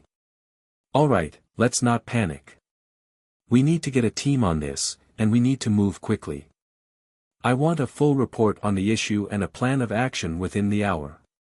Do whatever it takes to get this fixed, but make sure it's done right. This can't be rushed. I'll handle it, Sarah said, already feeling the weight of the situation. I'll get with Dan and make sure the team is on top of it. After hanging up, Sarah immediately walked over to Dan's office, her mind already running through possible solutions. She had been through plenty of crises before, but this felt different. This was a moment that could make or break the entire project. Dan was hunched over his desk, reviewing lines of code on his computer. He looked up as Sarah entered. "Sarah," he greeted, though his expression was grim. "I don't think I need to explain why you're here." "I've read the email," Sarah replied. "Tell me exactly what happened. How bad is it?" Dan sighed and pulled up a report on his screen. "Basically, we found a vulnerability in the encryption protocol. If someone were to access the app's backend, they could potentially get access to users' sensitive data. We're talking about names, account numbers, and transaction histories. It's not an immediate threat, but it's big enough that it could destroy our credibility if it gets out." Sarah's stomach dropped. She had known that there were risks, but this was a blow she hadn't anticipated. "So, what now?" "We've isolated the problem," Dan explained, "but fixing it isn't going to be quick. We'll need to revise some of the core security features, and that means going back to the drawing board in terms of encryption and data protection protocols." Sarah exhaled sharply, her mind reeling. This wasn't just a minor bug. It was a major flaw, and it could delay the entire launch indefinitely. The bank's reputation was on the line, and she couldn't afford to take any chances. "Get a full team on this," she said decisively. "I want constant updates. We need to move on this immediately, and we need to get it done right. We're not launching until it's secure." As the hours passed, the team worked around the clock. Dan and his team of developers dove deep into the code, while Sarah stayed in close communication with Clint and the Fintech startup team, keeping them informed of the situation. The next morning, Clint called Sarah for an update. "Where are we?" Clint asked, his tone measured but clearly concerned. "We've isolated the problem, Clint," Sarah said, her voice tight. "It's going to take longer than we hoped, but the team is working on a solution. I'll know more in a few hours, but right now, the focus is on getting the encryption system completely secure. I can't give you an exact timeline yet." Clint was quiet for a moment. Sarah could hear the wheels turning in his head. "All right. I trust you, but we need to make sure we don't drag this out. We're in the public eye right now, and every delay costs us more than just time, it costs us trust. Let's make sure we're not sitting on this longer than necessary." "I know, Clint," Sarah replied, trying to keep her own frustration in check. "I'm on top of it. I'm not letting this drag on, but I won't risk rushing it either. We'll fix it right." As the next few days unfolded, Sarah found herself living at the office. She worked late into the night, pacing between meetings, troubleshooting with Dan's team, and coordinating with Adam and his startup team. The pressure mounted as the deadline for the launch loomed larger. But as frustrating as it was, Sarah couldn't help but feel a sense of determination. This was her project, her vision, and she was not going to let it fall apart. By the third day of around-the-clock work, Dan's team had finally implemented a more robust encryption system, which was thoroughly tested and reviewed. It was a grueling process, but the system was now secure. "I think we've got it," Dan said, looking up from his screen, a weary but triumphant look on his face. "Everything checks out now. The vulnerability's been patched, and the encryption system is solid." Sarah breathed a sigh of relief. It wasn't a perfect solution, but it was enough to get them back on track. "Great. Let's run one last round of tests to make sure everything's in place. No more surprises." After another round of testing and review, Sarah finally had the green light. The app was secure, the bugs had been fixed, and everything was in place for the official launch. But despite the sense of relief, Sarah knew this was only the beginning. The bank had faced a setback, but they had overcome it. They were stronger for it. As Sarah looked out over the city skyline from her office, she allowed herself a rare moment of quiet satisfaction. The journey was far from over, and the road ahead was still uncertain. But she had learned something invaluable from the experience. No matter how difficult the challenge, there was always a way forward. The launch was back on track, but Sarah couldn't shake the feeling that this was just the calm before the next storm. And whatever that storm might be, she would be ready for it. After the intense whirlwind of troubleshooting and overcoming the security vulnerability, Sarah allowed herself a brief moment of respite. The app was finally secure, and everything appeared to be in place for the long-awaited launch. It was an exhilarating but exhausting feeling. Sarah knew, however, that they were still on a tight timeline. There was no time to waste in basking in relief. With the security issues behind them, Sarah turned her focus toward the final preparations. Her calendar was packed with meetings, updates, and reviews. Every department was putting in their final effort to ensure that all systems would be go on launch day. The marketing team was finalizing the ads, the customer support team was preparing training materials, and the Fintech startup was working on the last few tweaks. Clint had been staying in the loop, and while he was proud of Sarah's efforts, he wasn't going to let anyone get too comfortable. "Sarah," Clint said in a late-night call after Sarah had finished going over some final details with the marketing team, "we're almost there. But remember, the real work starts after the launch. This app has to work flawlessly when the customers get their hands on it. No room for error." "I know," Sarah said, her voice steady despite the exhaustion creeping in. "We're as ready as we can be. I've double-checked everything with my team and the startup team. We're going to make it happen." Clint's voice softened. "You've done an amazing job, Sarah. I wouldn't be here if I didn't trust you, but keep your eyes on the prize. I'm confident we'll hit it out of the park." The sense of camaraderie between Sarah and Clint had only grown stronger in recent months. He had been her constant support throughout this entire process, and his unwavering belief in her made all the difference. It was hard to imagine how things would have unfolded without him by her side, offering not just his expertise but his trust and confidence. The days leading up to launch day were a blur of final checks and preparations. Sarah couldn't help but feel the weight of responsibility bearing down on her shoulders. She wasn't just responsible for the bank's reputation, she was also carrying the hopes and dreams of a fintech startup that had put everything on the line for this partnership. The night before the official launch, Sarah sat in her office, reviewing the final checklist one last time.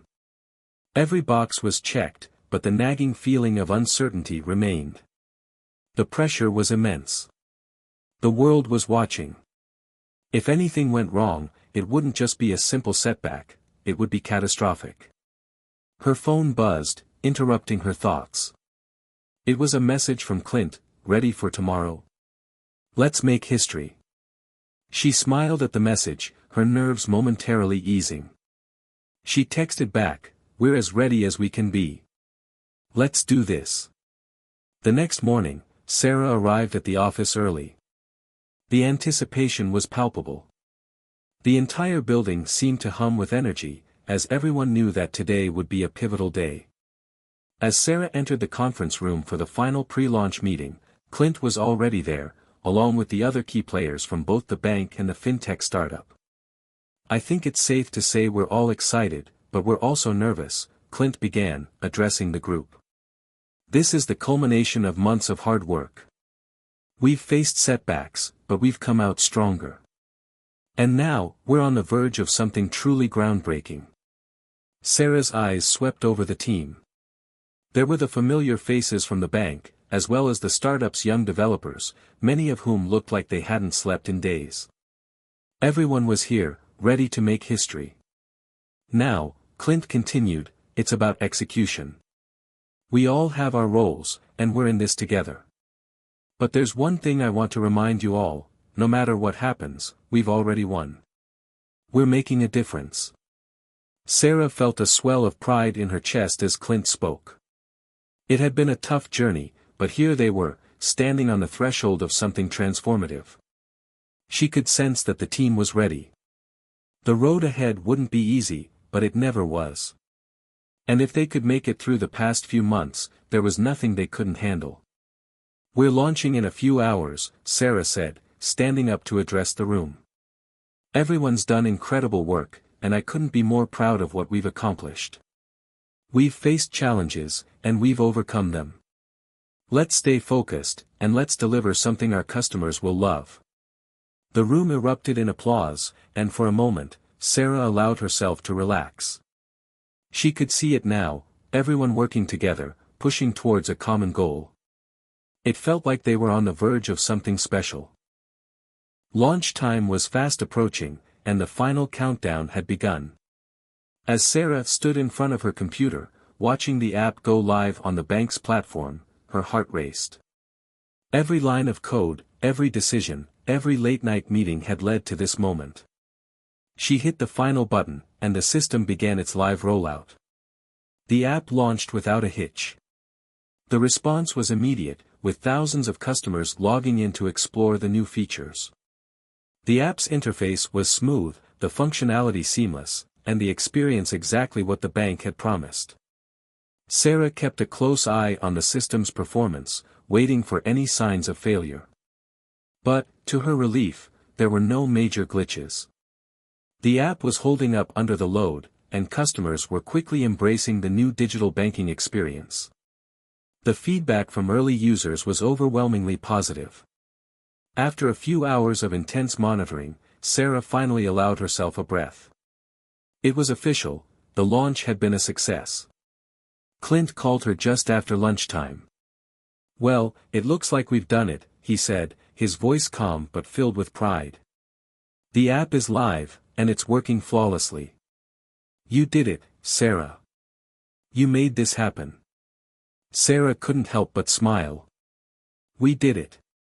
But it's only the beginning. There's so much more we can do with this platform. The real work starts now." "I couldn't agree more," Clint said. "But let's take a moment to enjoy this. You've earned it." As Sarah sat back in her chair, staring at the screen, a sense of accomplishment washed over her. It wasn't just about the successful launch, it was about the journey. The sleepless nights, the moments of doubt, and the countless hours spent working alongside an incredible team. Together, they had created something meaningful, something that would change the way people bank forever. And as Sarah looked out the window at the city skyline, she couldn't help but feel excited about what came next. The future was full of endless possibilities. The journey had only just begun. The days following the successful launch were a whirlwind. Sarah had been preparing herself for the inevitable aftermath, the praise, the critiques, and, most importantly, the pressure to keep delivering on the promises they had made. The app had garnered positive attention in the media, and the customer response was generally favorable. But as Clint had said, the real work had only just begun. The feedback from the customers was a mix of excitement and minor complaints. Some users experienced lag during high traffic hours, while others reported difficulty syncing their accounts with the new system. It wasn't unexpected, but it meant that Sarah and her team had to act quickly to address the issues. She had expected a few bumps in the road, but with the bank's reputation now on the line, the pressure was on to resolve these problems without delay. Sarah spent long hours in meetings with both her team and the Fintech startup, brainstorming solutions and ensuring that every minor issue was addressed. While most of the bugs were easy fixes, there was one problem that continued to evade a simple resolution: the app's authentication system.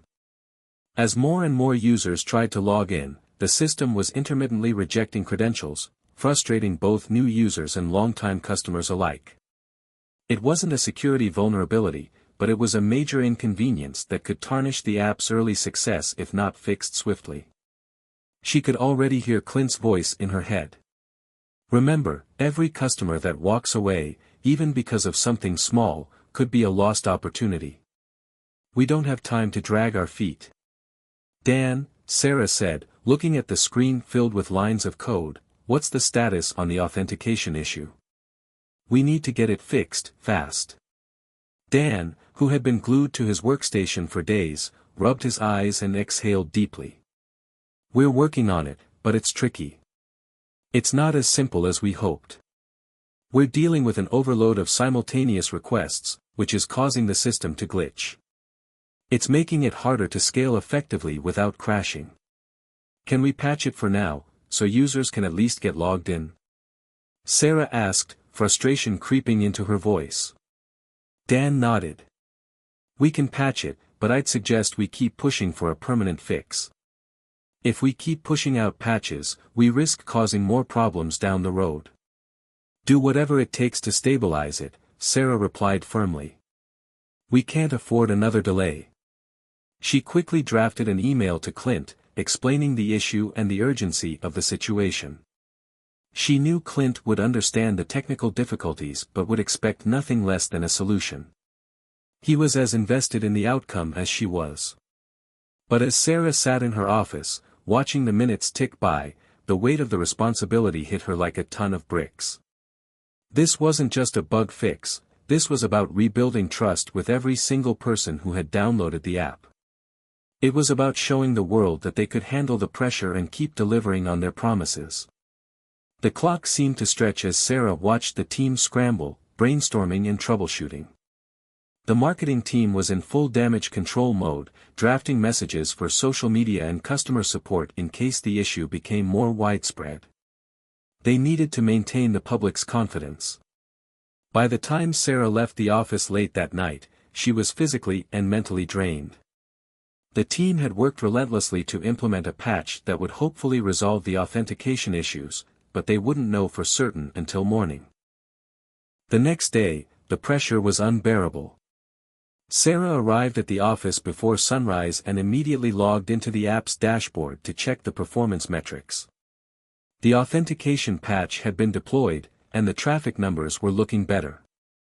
Users were able to log in without issue, and the system seemed to be holding up under the load.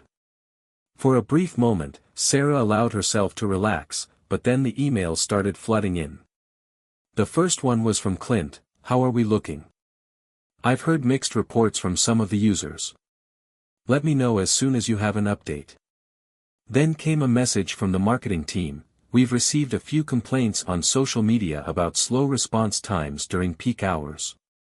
Can we get a statement prepared for that? Sarah quickly began drafting a response for both Clint and the marketing team. She didn't want to sugarcoat the situation, but she needed to assure everyone that they were working tirelessly to address the issues. I'm on it, she wrote to Clint. We've pushed out the patch for the authentication system, and so far, it looks like users are having fewer problems logging in. The team is still monitoring everything to make sure there are no more issues. She sent a similar message to the marketing team, assuring them that updates would be provided as soon as new information came in. But just as she was about to hit send, a new notification popped up on her screen. It was from Dan. Sarah, we've got another issue. There's a rare bug that's causing some accounts to display incorrect transaction history. Some users are reporting they're seeing charges they didn't make, and others are seeing negative balances. We need to get on this right now. The feeling of dread washed over Sarah again. This was it, the kind of problem that could erode all the trust they had worked so hard to build. If users saw their financial history compromised, even in a small percentage of cases, the app could lose all credibility in an instant. She picked up the phone and dialed Clint immediately. Clint, we've got another issue, Sarah said as soon as he answered.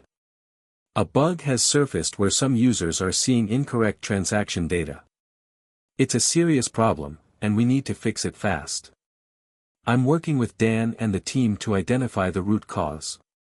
Clint's voice was calm, but Sarah could hear the underlying concern. Do you have any idea what's causing it? Not yet. Dan's investigating, but we need to act quickly. I'll keep you updated as soon as we have more information.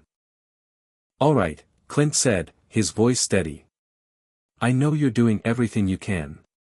Let me know if you need any additional resources. We can't afford to let this get out of hand.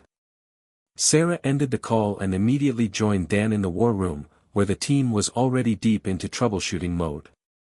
She could see the anxiety on everyone's faces, but she refused to let it get to her.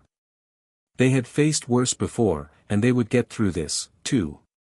The next few hours were a blur of code reviews, debugging, and urgent fixes. Dan's team worked relentlessly to track down the root cause, while Sarah kept Clint and the marketing team informed. By late afternoon, they had isolated the issue. It was a conflict between the new app's database and the legacy banking system. The transaction history bug was a result of the way the system was pulling data from two different sources, causing discrepancies in how user transactions were displayed. "We've got a fix," Dan said, looking up from his screen, exhausted but relieved. "It's going to require a database patch, but we're confident it will solve the problem." Sarah nodded. "Let's do it. We can't waste any more time." By the time the patch was deployed, Sarah was running on fumes. But the relief she felt when the bug was finally resolved was immense. The team quickly implemented additional monitoring to ensure the issue didn't resurface. As Sarah walked out of the office that evening, she couldn't help but feel a mixture of exhaustion and pride. They had weathered another storm, and the app was still standing. But she knew this was just the beginning. There would be more challenges ahead, more problems to solve, and more nights like this one. But with the team she had, Sarah felt ready for whatever came next. For now, though, all she could do was sleep, and prepare for the next battle. The team had faced crisis after crisis in the past few weeks, and Sarah had weathered it all with determination. However, the pressures of keeping up with the fast-paced demands of the app launch were starting to take their toll. After the authentication and transaction history bugs were fixed, the app was stable again, but there was no time to relax. Every day brought new challenges, and Sarah's resolve was being tested. As she sipped her coffee early one morning, Sarah reflected on the journey. The app had finally settled into a more manageable flow. But she couldn't help but wonder, how long would the honeymoon phase last? The world had embraced the new app, but they were still in the midst of customer retention. Could they keep up the momentum? She glanced over the latest user feedback.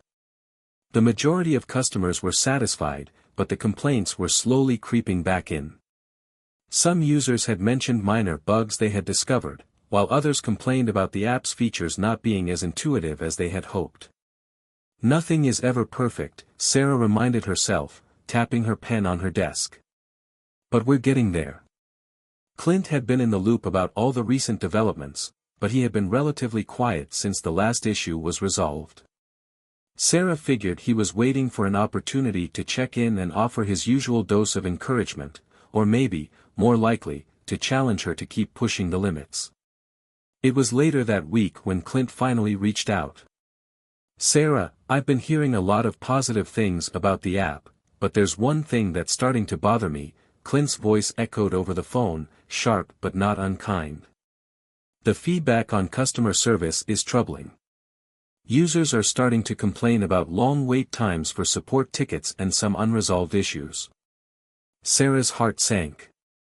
She had been so focused on the app's technical side that she hadn't fully considered the customer service aspect. "I'll look into it right away," Sarah replied, quickly pulling up the support ticket metrics. "This is definitely something we can fix quickly." "Good. I'll check in tomorrow, but make sure we don't let this issue fester. A poor experience on the support side could undo everything we've worked for." "I agree," Sarah said. "We'll prioritize it." The next few days were spent investigating the rising volume of customer service complaints. Sarah worked closely with the customer support team to get to the bottom of it. After digging through the data, she discovered that the root of the problem was twofold. The support team was overwhelmed by the volume of tickets, and the software system they were using to manage the tickets wasn't as robust as needed for handling the influx. "We need to streamline this process," Sarah said during a team meeting. "We need a better system for ticket prioritization, and we need more staff handling these cases." The conversation quickly turned to hiring more agents, improving the existing software, and integrating more self-service options to alleviate the pressure. It wasn't an easy fix, but Sarah knew it was vital for the success of the app. If the user's trust started to erode because of poor customer service, it could do permanent damage to the app's reputation. "I'm on it," Sarah said to her team, knowing that implementing these changes would be a massive undertaking. "We'll make sure this doesn't happen again." As the weekend approached, Sarah felt the weight of everything pressing down on her again. She had meetings, emails, and action items on every front, but something else lingered in the back of her mind: Clint. They hadn't talked about the future of the project in a while, and Sarah was beginning to wonder if Clint was ready to take the next step in their partnership. Clint had always been direct and calculated, but Sarah couldn't shake the feeling that there was more at stake now.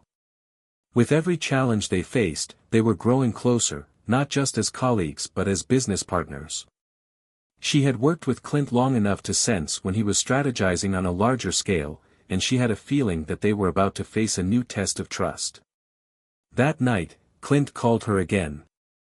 This time, his tone was different, more personal, almost like he was trying to read her thoughts. "Sarah, I've been thinking. We're at a crossroads with this project. The app is doing well, and the customers are reacting positively, but this is just the beginning. It's time to really push the boundaries." Sarah wasn't sure where he was going with this. "What do you mean by push the boundaries?" "I'm talking about going big," Clint said. "We're getting to the point where we need to start thinking about scaling up, expanding the app's features, integrating with more financial systems, and reaching even more customers. But with that comes a whole new set of challenges. It's going to be a high-risk, high-reward kind of move." Sarah's heart raced. "Are you suggesting a major expansion already?" "The app's still in its early stages, and there's a lot we need to fine-tune."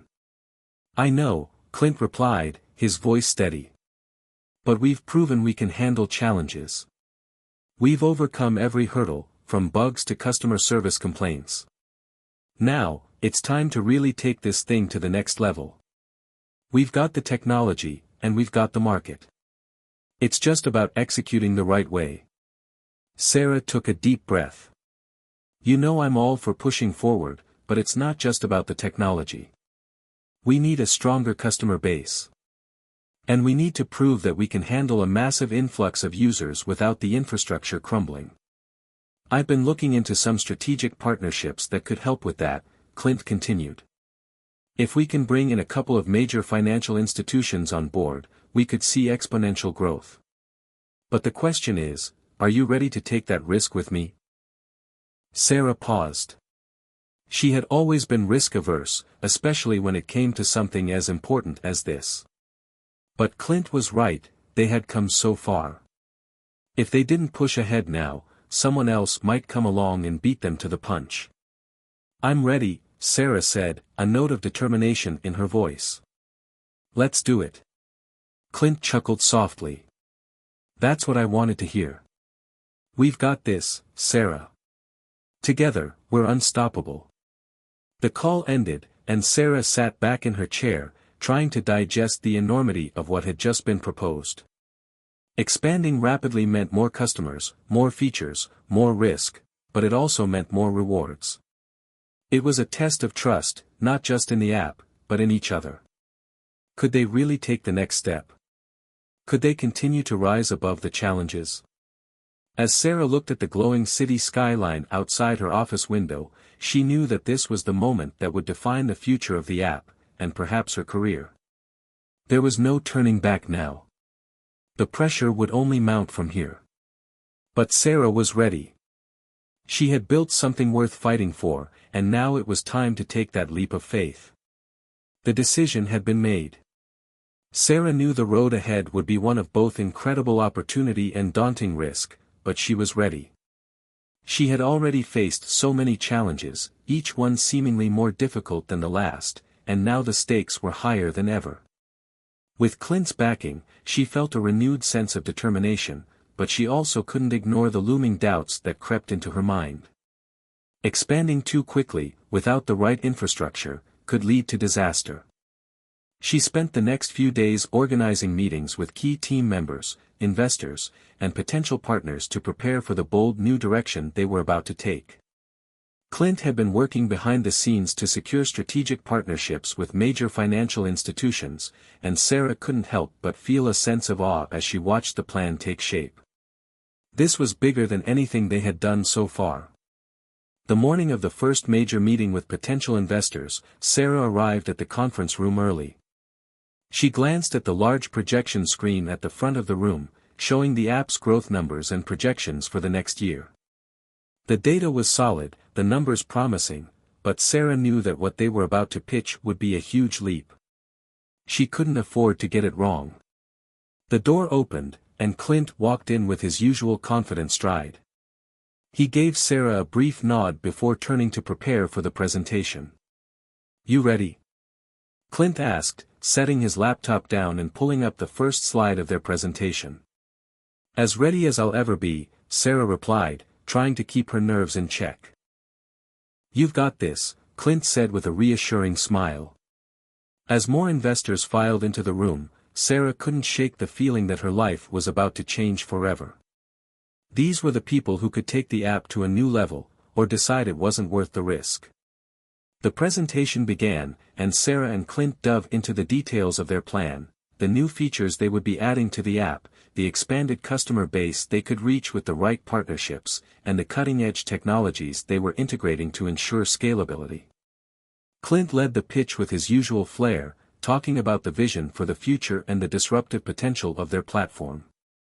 Sarah took over when it came time to explain the technical aspects of the expansion, how they would handle the increase in users, how their infrastructure would scale, and the detailed roadmap for the upcoming months. "We're not just talking about an app here," Sarah said, standing tall as she addressed the room. "We're talking about revolutionizing the way customers interact with their financial institutions. Our platform isn't just a tool, it's a comprehensive ecosystem that will empower users to manage their money like never before. And with the right partnerships, we can scale that vision exponentially." She could feel the weight of the room's gaze, the investors analyzing every word, every move. The pressure was palpable, but Sarah kept her composure. She had worked for this moment for years. When the presentation finally ended, Clint and Sarah exchanged a quick, silent glance. It was time for the Q&A. "Impressive," one of the investors said. "But what about the customer retention rate? Expanding this quickly will inevitably put pressure on your team and your infrastructure. How will you maintain quality customer service while scaling?" Sarah took a breath, knowing this question was coming. "We've already identified areas where customer service is a bottleneck, and we're actively working on streamlining processes. We're implementing more self-service options, and we've already begun bringing on additional staff to handle the increased volume of tickets. As we scale, we'll ensure that customer satisfaction remains a top priority." Another investor raised an eyebrow. "And how do you plan to handle the regulatory challenges that come with expanding in the financial sector? It's a highly regulated industry, and you'll need to navigate complex laws and guidelines." Clint answered this one smoothly.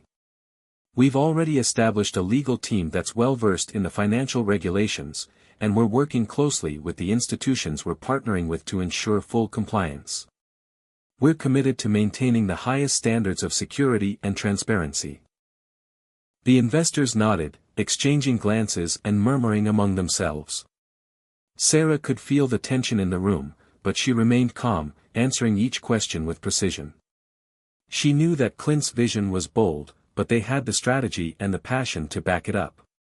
Finally, after what felt like an eternity, the investors turned to each other and began to discuss the next steps.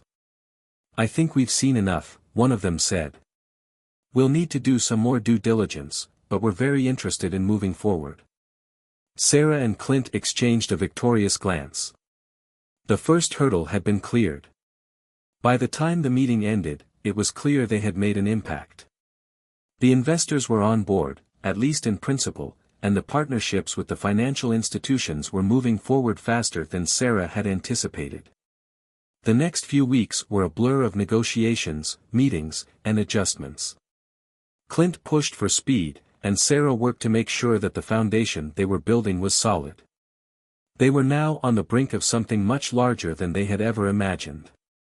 The app's next phase was poised to change the way people used banking services, and Sarah knew that they had to be prepared for the oncoming wave of users. But even as the momentum built, Sarah couldn't help but feel the weight of the responsibility settling on her shoulders. The more they expanded, the more they had to prove themselves. Could they really handle this kind of growth? Could they stay true to their original vision and not lose themselves in the process? One evening, as Sarah sat at her desk, reviewing reports, she heard a knock at the door. It was Clint. "Got a minute?" he asked, a serious look on his face. "Of course. What's up?" "I've been thinking about everything we've accomplished, and I'm proud of where we are. But I want to make sure you're still in this for the long haul. This next phase is going to be intense, and we'll be pushing hard. It's not going to be easy." Sarah paused, considering his words. She had been so focused on the technical side of things, the logistics, the deadlines. But Clint was right, this was a pivotal moment. The stakes were higher than ever. "I'm in," she said finally, her voice steady. "Let's do this." Clint smiled, his eyes gleaming with that familiar spark of ambition. "I knew you'd say that." As they walked out of her office together, Sarah felt a surge of confidence.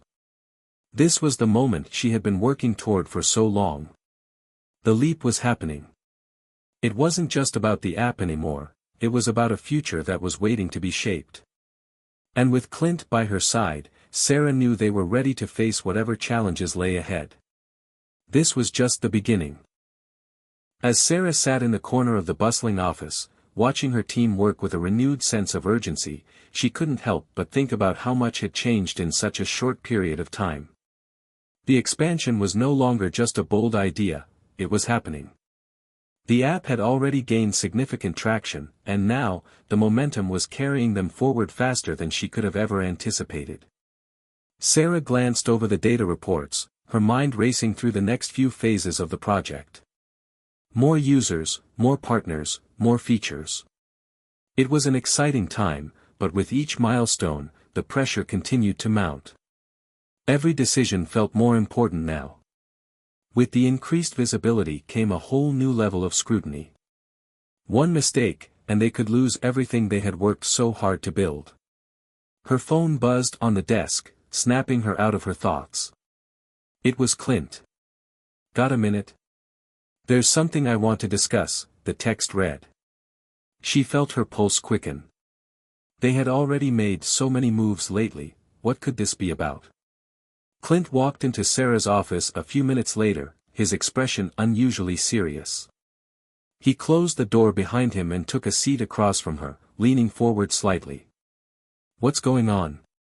Sarah asked, setting down the reports and giving Clint her full attention. Clint didn't waste time with pleasantries. "I've been hearing whispers from some of our investors and potential partners. They're concerned." Sarah's stomach dropped. "Concerned? About what?" "The scale of our plans," Clint replied. "They think we're pushing too fast. That we might not be able to handle the rapid growth. They're worried about our ability to maintain the quality of our app and customer service as we continue to expand." Sarah's mind raced. They had always known that the risk was part of the game, but hearing that the very people who had supported them were now having second thoughts was a wake-up call. "I knew this wouldn't be easy," Sarah said, her voice steady but with a hint of concern. "But we've always managed to solve problems before. We can't slow down now." Clint nodded, but there was a look of frustration on his face. "I agree. But if we keep moving forward without addressing these concerns head-on, we could lose everything. We need to show them that we can handle the challenges that come with scaling. We need to prove that we're not just a flash in the pan, but a company that can stand the test of time." Sarah sat back in her chair, thinking carefully. She had always been a pragmatist, someone who believed in taking measured risks. And this was a crossroads. They had come so far, but now they had to decide whether they were ready to leap into the unknown or pull back and adjust the course. "Okay," she said, finally. "Let's regroup with the team. We need to shore up our customer service capacity, make sure our infrastructure is bulletproof, and revisit our long-term roadmap. We can't afford to cut corners now." Clint's expression softened slightly. "That's what I wanted to hear. We've built something great here, Sarah. But this next phase will require everything we've got. I'm counting on you to keep pushing us forward, even if things get difficult." "I won't let you down," she said, her voice unwavering. The next few weeks were a whirlwind of meetings, restructured plans, and revisions. Sarah and Clint worked closely with the technical team to ensure the app could handle the increased user load. They doubled down on the customer service aspect, bringing in more agents, implementing AI-based support features, and reworking their ticketing system to ensure efficiency. They also reevaluated their feature roadmap. They had been moving quickly to add new capabilities, but they realized they needed to prioritize core features and scalability first. Some of the more ambitious ideas would have to wait. The day of their next investor meeting arrived. Sarah had barely slept the night before, her mind replaying every possible scenario, every question the investors might ask. This was the moment that would either solidify their future or send them back to square one. As they sat in the same conference room, Sarah felt the pressure building in her chest. She glanced over at Clint, who gave her a reassuring nod. This was it. The presentation began. Clint took the lead again, outlining the improvements they had made to handle scalability and the changes they'd implemented to address customer service concerns. Sarah followed up with an in-depth look at the technology updates, the upgrades to the infrastructure, and the new features they had carefully prioritized. "We've listened to feedback," Sarah said, addressing the investors directly. "We know we need to move quickly, but we also understand that quality cannot be compromised. We've made the necessary adjustments to ensure that we can handle the growth while maintaining the level of service and security our users expect." The investors were listening intently, their expressions hard to read. Sarah felt a sense of vulnerability she hadn't expected, but she knew that they had done everything possible to make sure the platform was ready for the challenges ahead. At the end of the presentation, one of the investors finally spoke up. "I'm impressed with the adjustments you've made," he said. "The last thing we want is for this app to fail because of poor infrastructure. But you've clearly put the work in to mitigate the risks." Clint nodded. "We're committed to not only scaling but doing it responsibly. We want this to be a long-term success." The investor paused for a moment before responding. "Well, we're willing to move forward, then. We'll need to finalize a few details, but consider this a green light. We're excited to see where you go from here." As the meeting wrapped up, Sarah let out a sigh of relief. The room erupted in quiet congratulations as the investors filed out, but all Sarah could do was look at Clint. "You did it," Clint said with a grin. "They're in." Sarah smiled, but the weight of the moment didn't quite feel like victory just yet. The road ahead would only get harder. There would be new obstacles, new competition, and new challenges. But for the first time in a long time, Sarah felt a surge of confidence. "We did it," she corrected him, her voice full of determination. Clint raised an eyebrow. "I like that. But don't forget, the real work starts now. We're officially on the fast track. You ready?" Sarah met his gaze, a fire igniting inside her. "More than ever." As they walked out of the conference room, Sarah couldn't help but reflect on everything they had accomplished, and everything they still had yet to face. The tipping point had arrived, and there was no turning back. The future of the app, and perhaps her own future, was now on the line. But for the first time, she wasn't afraid. The game was just beginning. The weeks that followed their successful investor meeting were a blur of excitement and pressure. With the green light from investors, Clint and Sarah had begun to push forward with all the speed and urgency they had planned for. They were no longer a small startup, they were rapidly becoming a major player in the financial tech industry. But with every step forward, the pressure mounted. The expansion was not as smooth as they had hoped. While their technical team worked tirelessly to scale the infrastructure, they hit several unexpected roadblocks. Some of the new features they had planned to roll out created unforeseen bugs, and the added user load had put stress on their systems. Worse, customer complaints about slow response times began to rise, issues that they had hoped to avoid with the improvements to their customer service.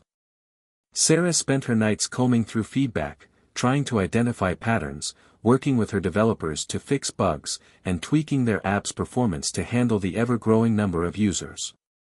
But no matter how much they improved, it always felt like they were chasing the next problem. The customers were getting restless, and the team was burning out. One late night, Sarah found herself staring at a screen filled with urgent customer complaints. The number of service tickets was climbing, and their automated response system was struggling to keep up. It was only a matter of time before the situation would spiral out of control. She grabbed her phone and dialed Clint's number, her mind racing. "Clint, we need to talk," she said when he answered. "This is getting out of hand. The system can't handle the load, and customer complaints are stacking up faster than we can resolve them." Clint's voice was calm on the other end of the line, but Sarah could hear the tension beneath his words. "I know, Sarah. I've been tracking the numbers. The last thing I want is for us to lose our momentum, but we can't afford to let the quality slip either. We're running out of time to fix these issues before it all comes crashing down." They had both known this day would come, the day when everything would feel like too much. It was the breaking point. Clint's decision to push so hard for rapid expansion had brought them success, but it had also left them vulnerable to the very problems they had tried to avoid. "We need a solution. Fast," Sarah said, the urgency in her voice apparent. Clint was silent for a moment before responding, his tone resolute. "We're going to need to put the brakes on. Not stop everything, but we need to slow down the rollout of new features until we get this under control. We also need more hands on deck to handle customer service. This can't just be handled by our regular team anymore. I'll reach out to some people I know to help." Sarah's shoulders relaxed slightly at his words. It wasn't the solution she had hoped for, but it was the right one. They needed to slow down, refocus, and get back to the basics. "Okay," she said, taking a deep breath. "Let's start making those calls. I'll work with the tech team to prioritize the critical issues. We can do this." In the days that followed, Clint's connections worked quickly to bring in additional resources. They hired temporary staff to help with customer service, and a team of experts was brought in to streamline the back-end systems and fix the bugs. Sarah worked tirelessly with them, coordinating between teams to ensure the process moved as quickly as possible. But even as things began to settle, Sarah couldn't help but feel the weight of it all. This wasn't just about technical issues anymore, it was about their credibility, their reputation. The app had already gained significant popularity, but now, if they didn't resolve these issues quickly, they risked losing everything. The investors were watching. The press was watching.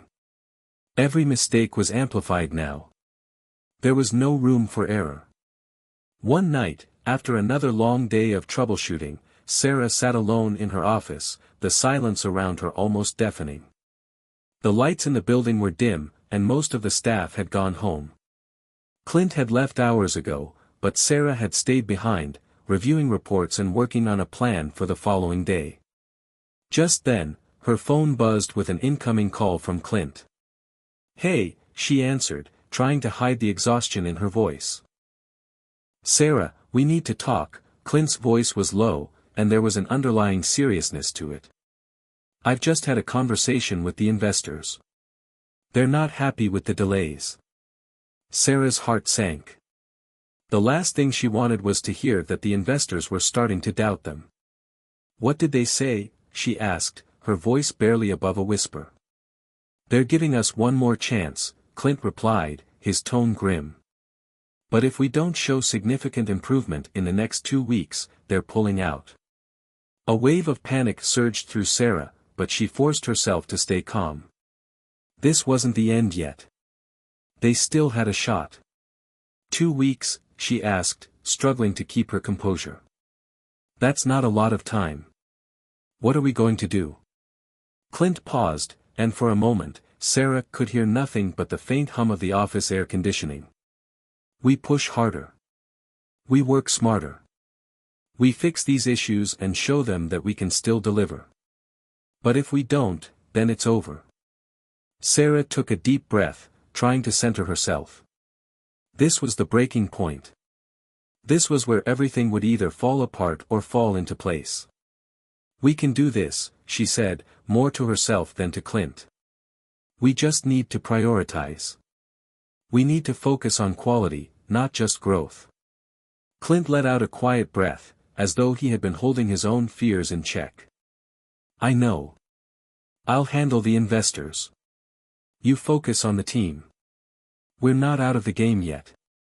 "All right," Sarah said, her voice firm now. "Let's fix this."